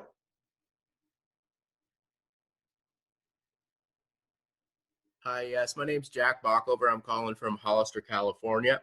I apologize that I didn't work the raise hand well in the first hour of public comments, but I was there for the whole process. I'm a grandfather in Hollister. Dr. Rosas, thank you for including me on your email and telephone communications, and I'm glad to participate. My grandson Ben comes here on the weekends, and he's in 5th grade at Sunnybray. His teacher is Mr. Murray, and he's had a very good experience with the Google Hangouts and the long distance learning. Now, I acknowledge the fact that he might be a little better off than many of the parents who've called in tonight, mainly because my wife and I are retired middle school teachers. I did middle school math, and she was special ed, RSP. But regardless, in my 18 years and her 20 years, in my 18 years, in the middle 7 years, I was the CBO. And that was during the period of time from 2005 to 2012. So even though I definitely understand the comments about the construction workers and unemployment, last week there was 3.3 million claims on unemployment. Report today is 6.6, 10 million people unemployed in the last 2 weeks. I just read a Bank of America report, and the unemployment projection could go up to 15.6% versus 3.5% in February. 15.6% dwarfs the unemployment and the financial repercussions of the Great Recession when I was CBO, which started in 2008, 2009. That was a miserable period of time to be CBO, especially considering the fact that I started as a teacher and ended my career as a teacher. One quick thing, in Hollister, we had to cut $10 million, 100 certificated positions to balance the budget. I am asking you to maintain flexibility, whether it's in restricted funds, facilities, maintain the flexibility because you don't know what's going to be coming down the pike in terms of cutbacks to your budget and with class. And the only way you can balance a budget is basically increasing class sizes. Watch out, it's coming. Be careful. It is very difficult. Thank you. Thank you, Jack.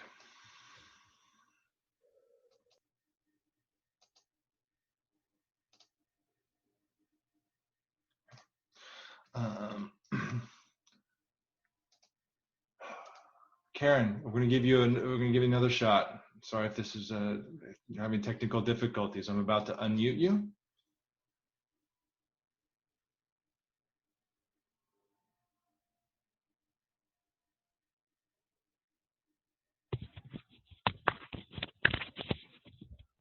It looks like she's still muted.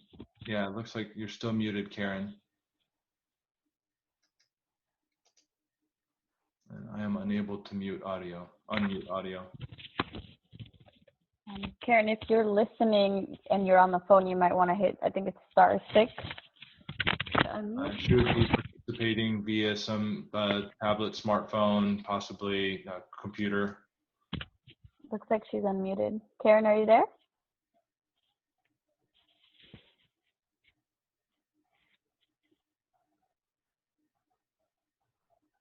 Okay. We are not getting audio from Karen. I'm sorry, Karen.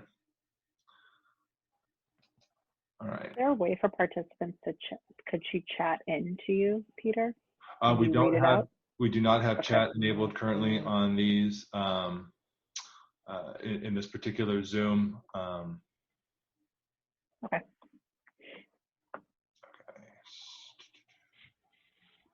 All right.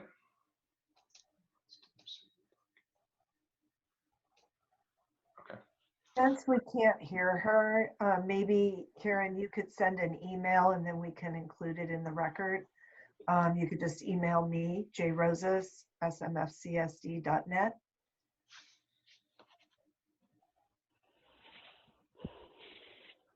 Okay.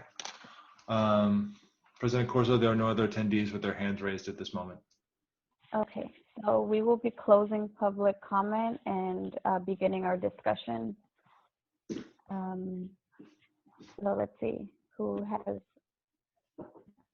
I don't see hands raised yet, so I'll raise mine. Okay, so we heard a lot of public comment. I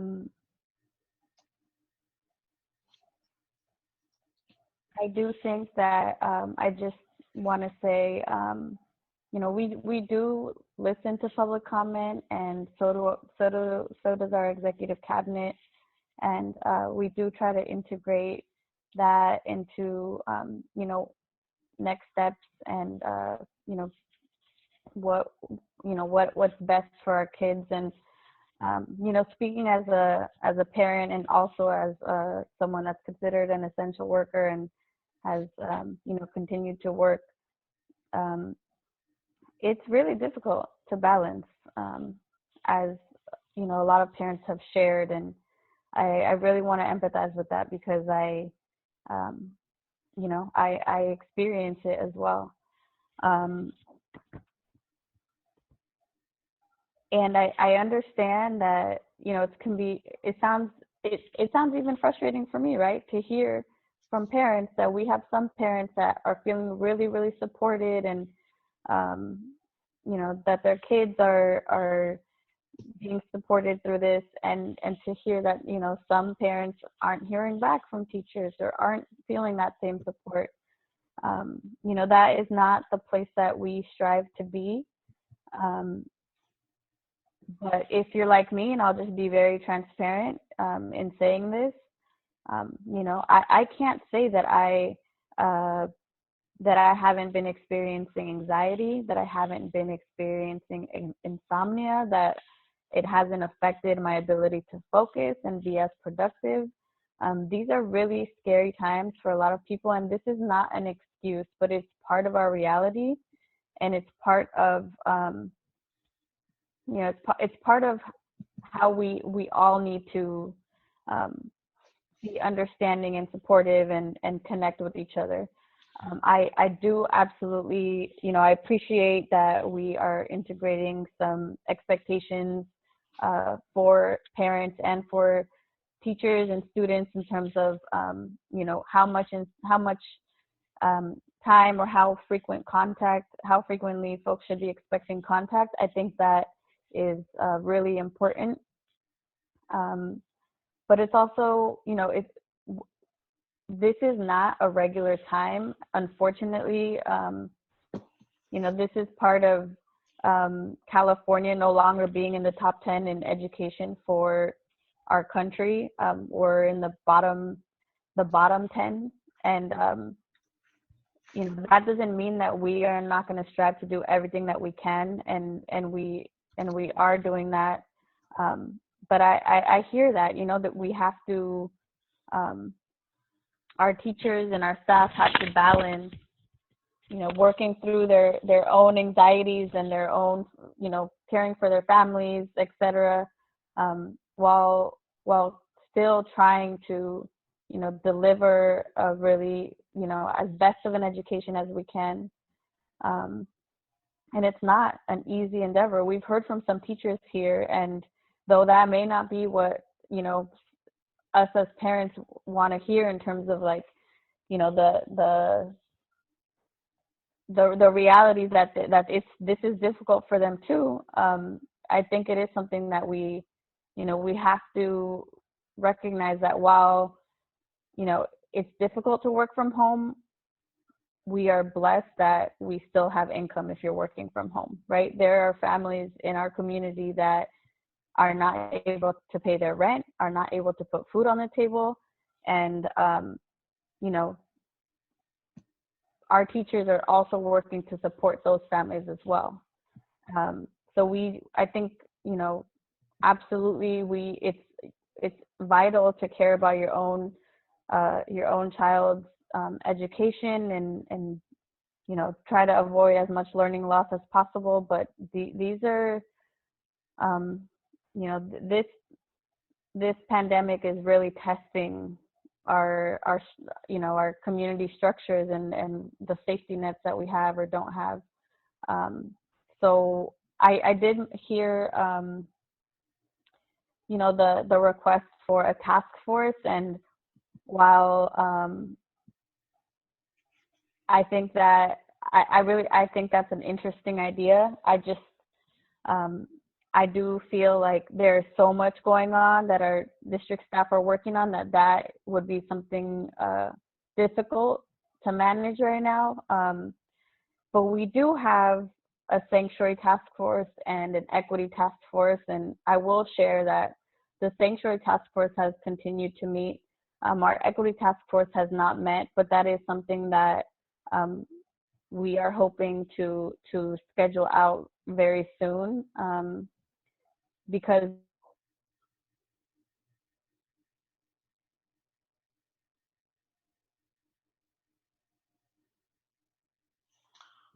Trustee Corzo, it looks like your audio might have cut out. Maybe unplug and replug in your headset. Can you hear me? We can now. Okay. A parent survey is definitely, you know, it will gather feedback, but, you know, while it's difficult to really rise to every single parent's expectations through this time, we do want to strive for that.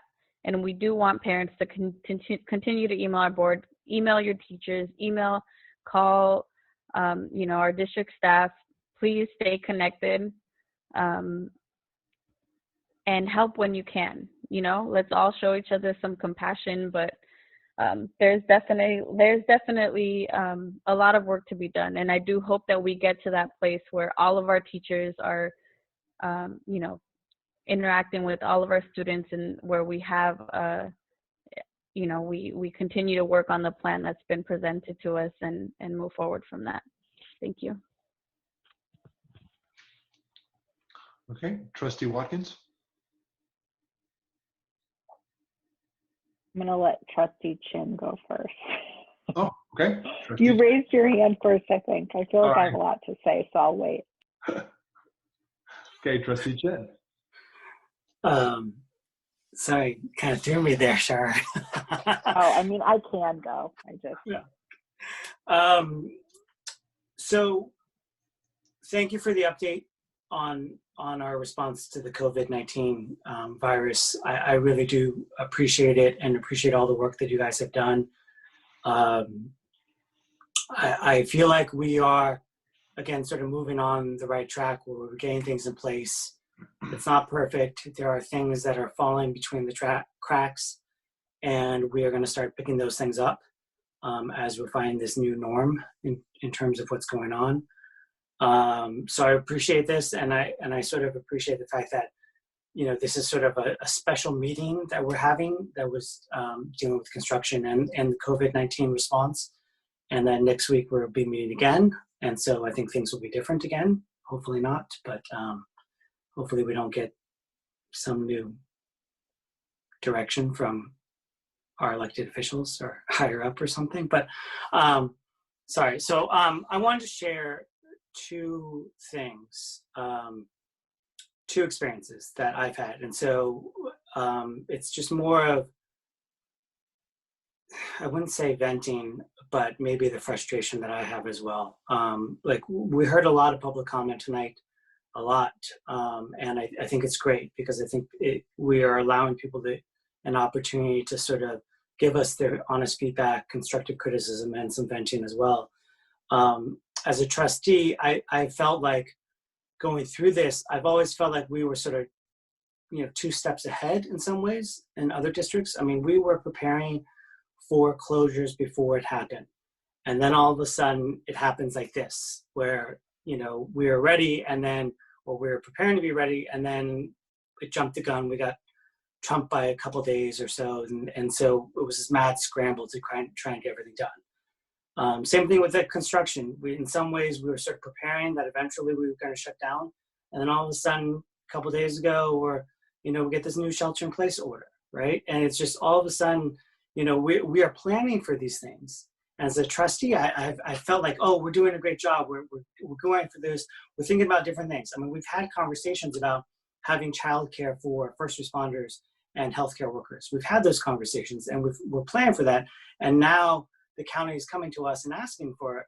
And so we're prepared, or are preparing. But I feel like, you know, every time we have these things and we're checking off the list and we're being prepared, all of a sudden we get thrown for a loop, whether it's the new shelter in place guidelines in terms of, you know, extending the shelter in place, or Superintendent Tony Thurmond and Governor Gavin Newsom, who I do think they're doing a great job, all of a sudden trumping us and saying, hey, don't expect kids to go back to school this year. You know, and, you know, when that came out on Tuesday and then yesterday, I mean, honestly, from a trustee perspective, I felt like totally frustrated. And I was like, threw my hands up. I'm like, what are we trying to do here? We're prepared to do these things. And then it's just crazy. And so, you know, what I worry about, and when I say why I think, you know, it's great that we're going to have another meeting next week, is that what I hope is that something else that we're preparing for all of a sudden doesn't get thrown right off the cliff in some ways. So from a trustee, I feel the frustration. I feel that sort of the anger, but I also appreciate where we have been and where we've come from, and the collaboration that we have with our teachers, and the amazing work that our teachers and principals and staff and everyone's doing, because this is not like normal. We weren't set up for this. And so we're trying to, you know, pivot. A number of public commenters talked about pivoting. And it's like, how many times are we going to have to pivot in some ways? You know, we're constantly moving. And so from a trustee perspective, I feel that, and I wanted to share that, you know, with everyone, because the issue is that we're not superhuman either. I mean, we're going through the same stuff, and we're trying to figure out how we can plan for everybody. And we are the largest district in the county. And so I wish we could be as nimble as the smaller districts with, you know, less than 5,000 students and who can, you know, pivot really quickly. But unfortunately, we can't do that. And I absolutely thank the voters, the fact that we got the Measure V funds, so we don't have contract issues with our teachers at the moment in terms of salaries and stuff. But so that's one. It's a major roller coaster from the trustee side. But the other roller coaster that I have is from the parent side. And, you know, I heard the comment about spring break, and I actually thought about the same thing. Like, should we just continue and push through? And when we first got the whole thing about how we'd have to go and shelter in place and do distance learning, I was like, all right, first 2 weeks, we can do this. It's crazy, we can do this, right? Then we're gonna have spring break and we're gonna relax and stuff. And then we're gonna come back and we're gonna have 2 more weeks of it. And I was like, okay, that's doable, right? I think we could do that. And now we're like, are we doing it all the way to the end of May and then beyond? I don't know. And the fact that our school district, we are on a modified schedule, so we wouldn't end until June 17th, but most of our other districts and our neighboring districts end on June 5th. And so what does that look like? You know, and I've shared that from my experience with my kids in school. The last 2 weeks in school tend to be teachers classing up on anything that they've missed, but a lot of times it's a lot of, you know, promotional, ceremonial, and fun things, that activities that we do. And so do we cancel school earlier? I mean, these are all things that I like go through. But from my side, from the parent side, I mean, I feel the same stress and frustration. I have to sit there with my kids, and we talked about digital citizenship, and luckily I'm able to sit there with them, because the first week it was sort of like, oh, what's on chat? Oh, well, let me focus more about the emoticons, and oh, what are these kids saying, and stuff like that. And we had to, you know, talk to them about, like, what are the expectations, and, you know, what do you have to do? And I've struggled with that. And my son, who's in 4th grade, we have had some major social emotional outbursts the last couple of days, and it's been difficult. And I feel for those other parents who are, you know, have 2 working time parents, or who are first responders or healthcare workers or essential business workers. There's grocery store clerks and everyone who has to work. I mean, it's difficult. And I just wanted to sort of share that I do share these 2 roller coasters of being a trustee and being a parent, and I feel the frustration. And what I worry now is that as this is becoming our new norm, you know, I'm going back to what Trustee Corzo was talking about, is hopefully we all have some compassion as we move forward, because it's not going to be easy. As we dive into these details and we try and pick up the things that have fallen off, you know, it's going to be a lot harder. there's going to be some people who are really not going to be happy because the stresses of either the unemployment or the stresses at home, the social emotional stuff, the anxiety, this stuff is going to bubble up. And I just hope that we all sort of, going back to again to what Trustee Corzo talked about, is the compassion, and that we all sort of kind of come together. And so I'm sorry to vent like that, but I just felt like, after hearing everybody's public comments, like there are two different things. As a parent in the district and as a trustee, I mean, we're all going through this stuff, and I just hope that we can all come together on this stuff. Thanks. Trustee Watkins, during Trustee Chin's comments, Trustee Proctor and Hitchcock raised their hand. Do you still want to defer to their? I mean, I can go. It's fine. I'm not going to keep. Yeah, all right, just wanted to double check. Thank you. I appreciate it, though. Just giving kind of a hard time. First of all, thank you for the engagement. I guess one potential or one benefit of our online meetings is more people have the ability to engage. And I think both to Trustee Chin and Trustee Corzo's points, and some of the commenters, and as well, is the importance of all of us being involved and all of us being being kind of on this, driving this ship together.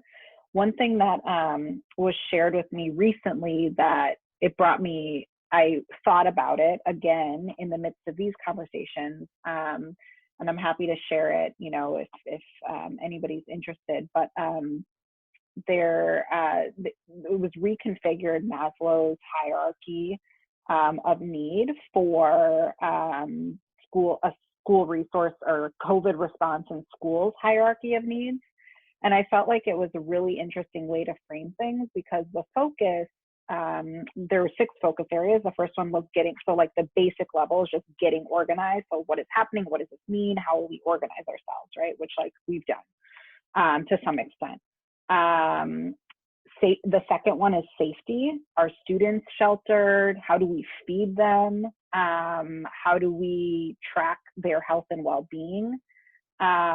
Something that we've done a lot of those things already and are figuring out the ways to kind of do some of those other things. The third is around policy. So how do we pay teachers, other staff members, all of those kinds of sorts of policy decisions. The fourth is around engagement and relationships, so communication with families, contact with our students, etc.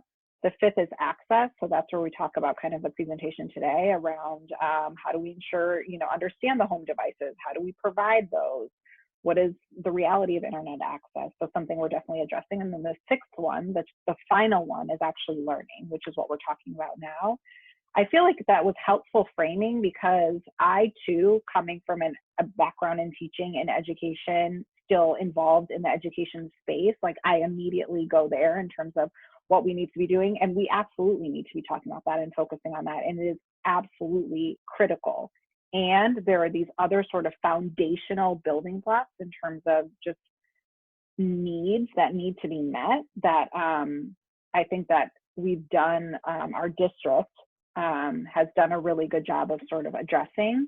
And so I just kind of wanted to highlight that, because as we're kind of engaging in this discussion, just I guess, grounding us in the many things that are being tasked with now.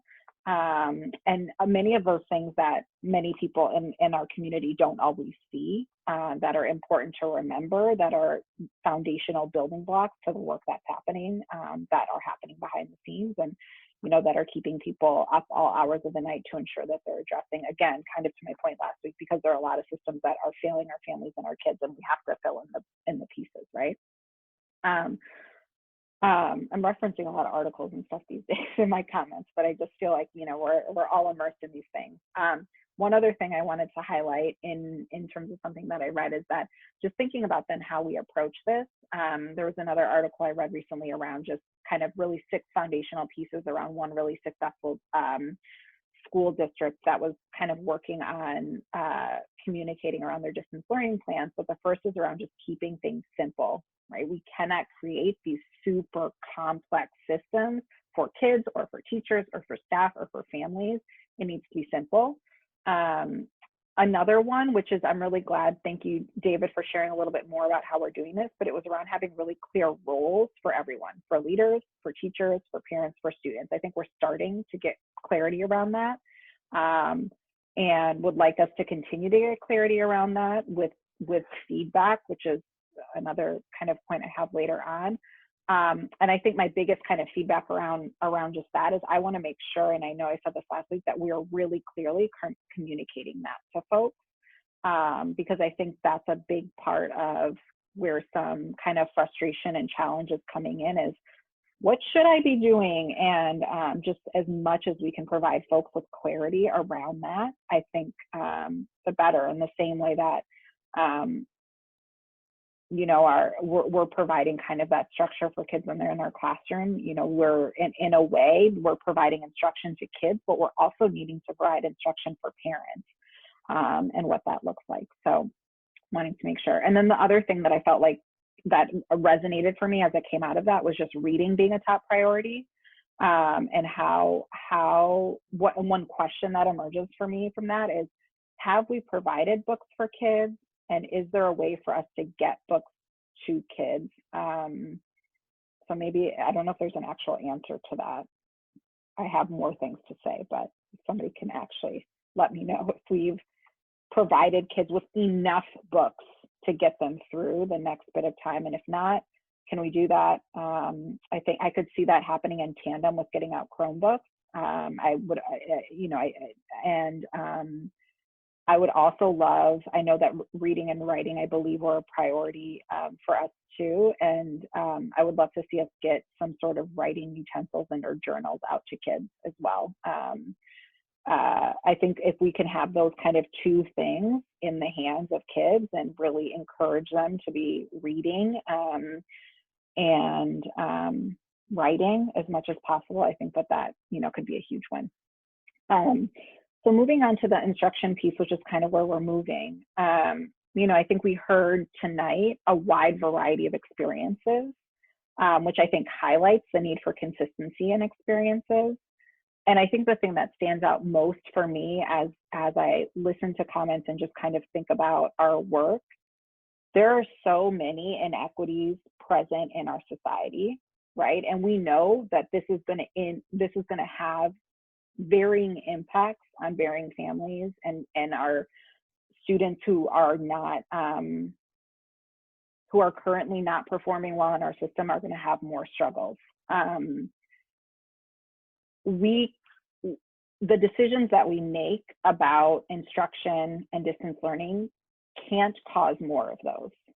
And so how do we make decisions to ensure that we are not exacerbating the inequities that already exist and that we know we're going to have to deal with regardless of how well we do at distance learning, right? The reality is that certain kids are going to have, I mean, we already heard from parents, right? I bought my kid this program, I'm not working, I was a former teacher, right? All of those things, not every kid is going to have that, no matter how good we are at this, right?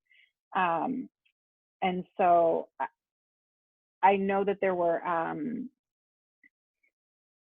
a couple things that kind of emerged for me out of your presentation, David, that I kind of was wondering if we could maybe, and maybe you guys already have, and it just wasn't a part, but one thing that I was concerned about was some of the recorded lessons and live instructions being optional. And I was wondering how, because I do think that's, and we heard about that today, right? Like, my kid's been getting that and my kid hasn't had that. And that to me is one of those things that can exacerbate some of these inequities for kids. And I'm wondering if we can think creatively about that, because I'm balancing that with teachers are working really hard and they are struggling to balance like everyone else.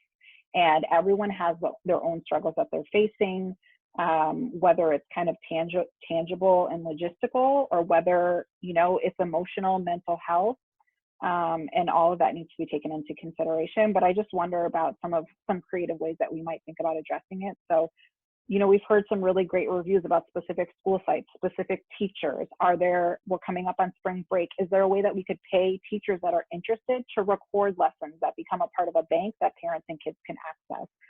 Work on systematizing what's working, right? If this particular morning meeting is working somewhere really well, how can we put that into a document that's shared with all sites so that they can use it, right? What are the ways that, and maybe again, some of that's happening and we didn't hear about it, but you know, nobody can go anywhere, right? So is there a way that we can, you know, pay folks to do some of that work over the break so that we're drawing from a base of something that we can utilize, again, to try to level as much as we can? Is there a way that we can have kind of exemplar lessons for each grade level? Daily lessons, right? Again, something that potentially can happen over the next couple of weeks.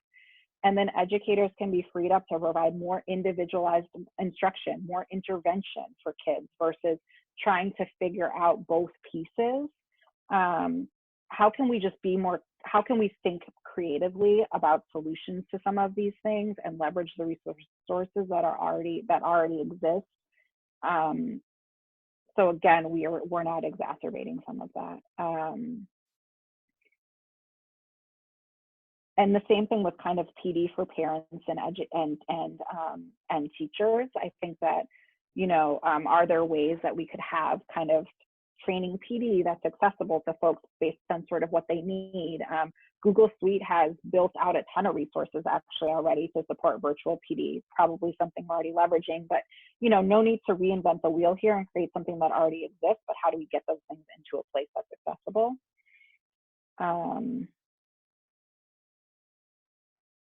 Sorry, I have more.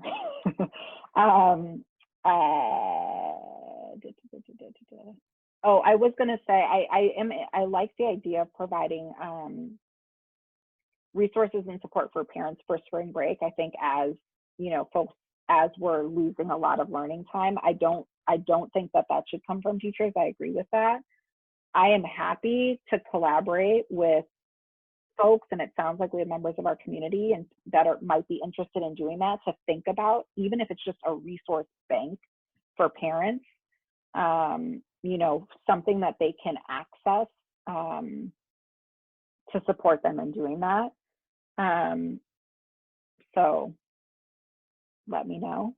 And I think that would be great for us to consider putting something out. And again, I really am happy. Like, I'm happy to put together something for folks that we can leverage.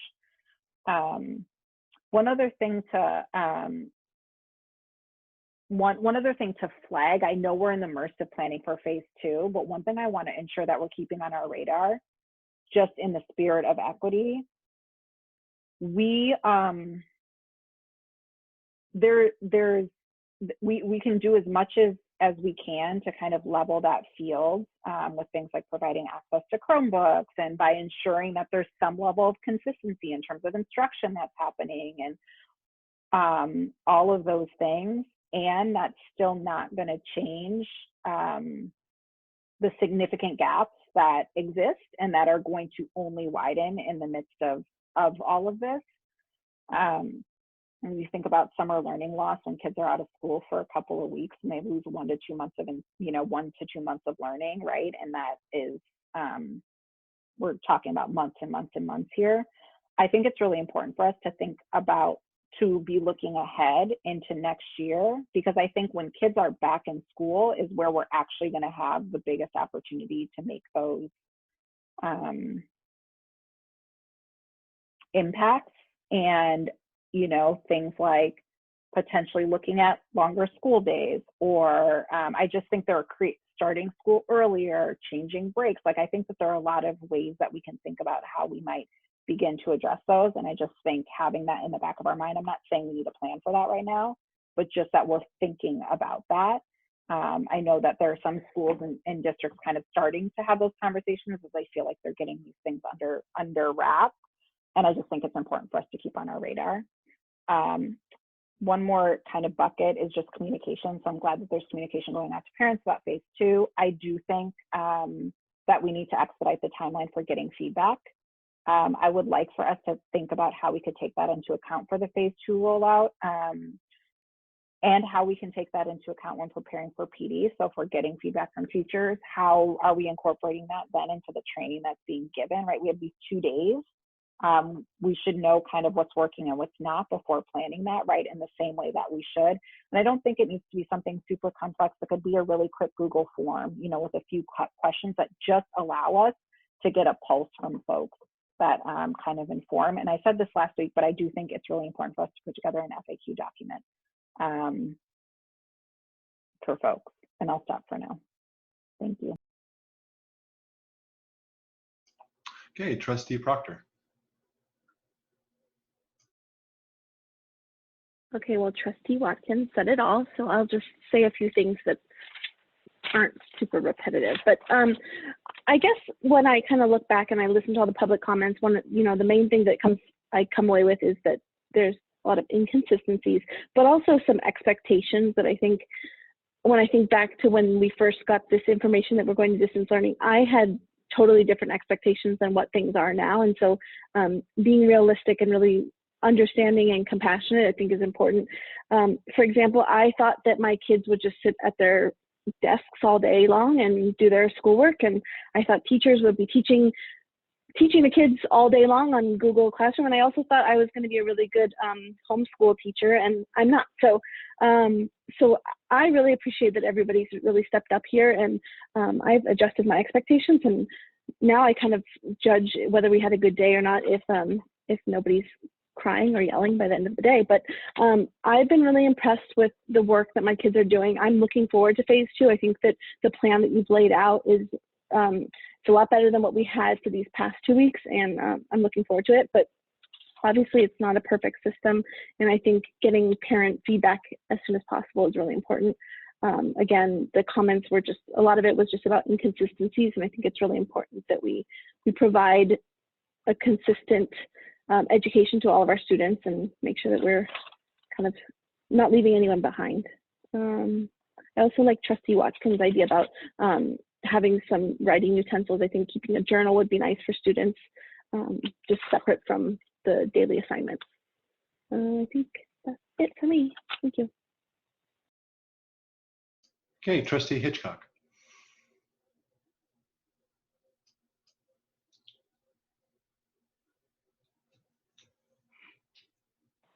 Can you guys hear me now? We can. Yay! Okay. First, I'd like to say that we are all aware of the priority regarding distance learning. However, the decision on construction being essential or not was an item that we had to agendize. It was required, hence this meeting. And next week's meeting is the focus on distance learning, which is what I was saving all of my comments and questions for.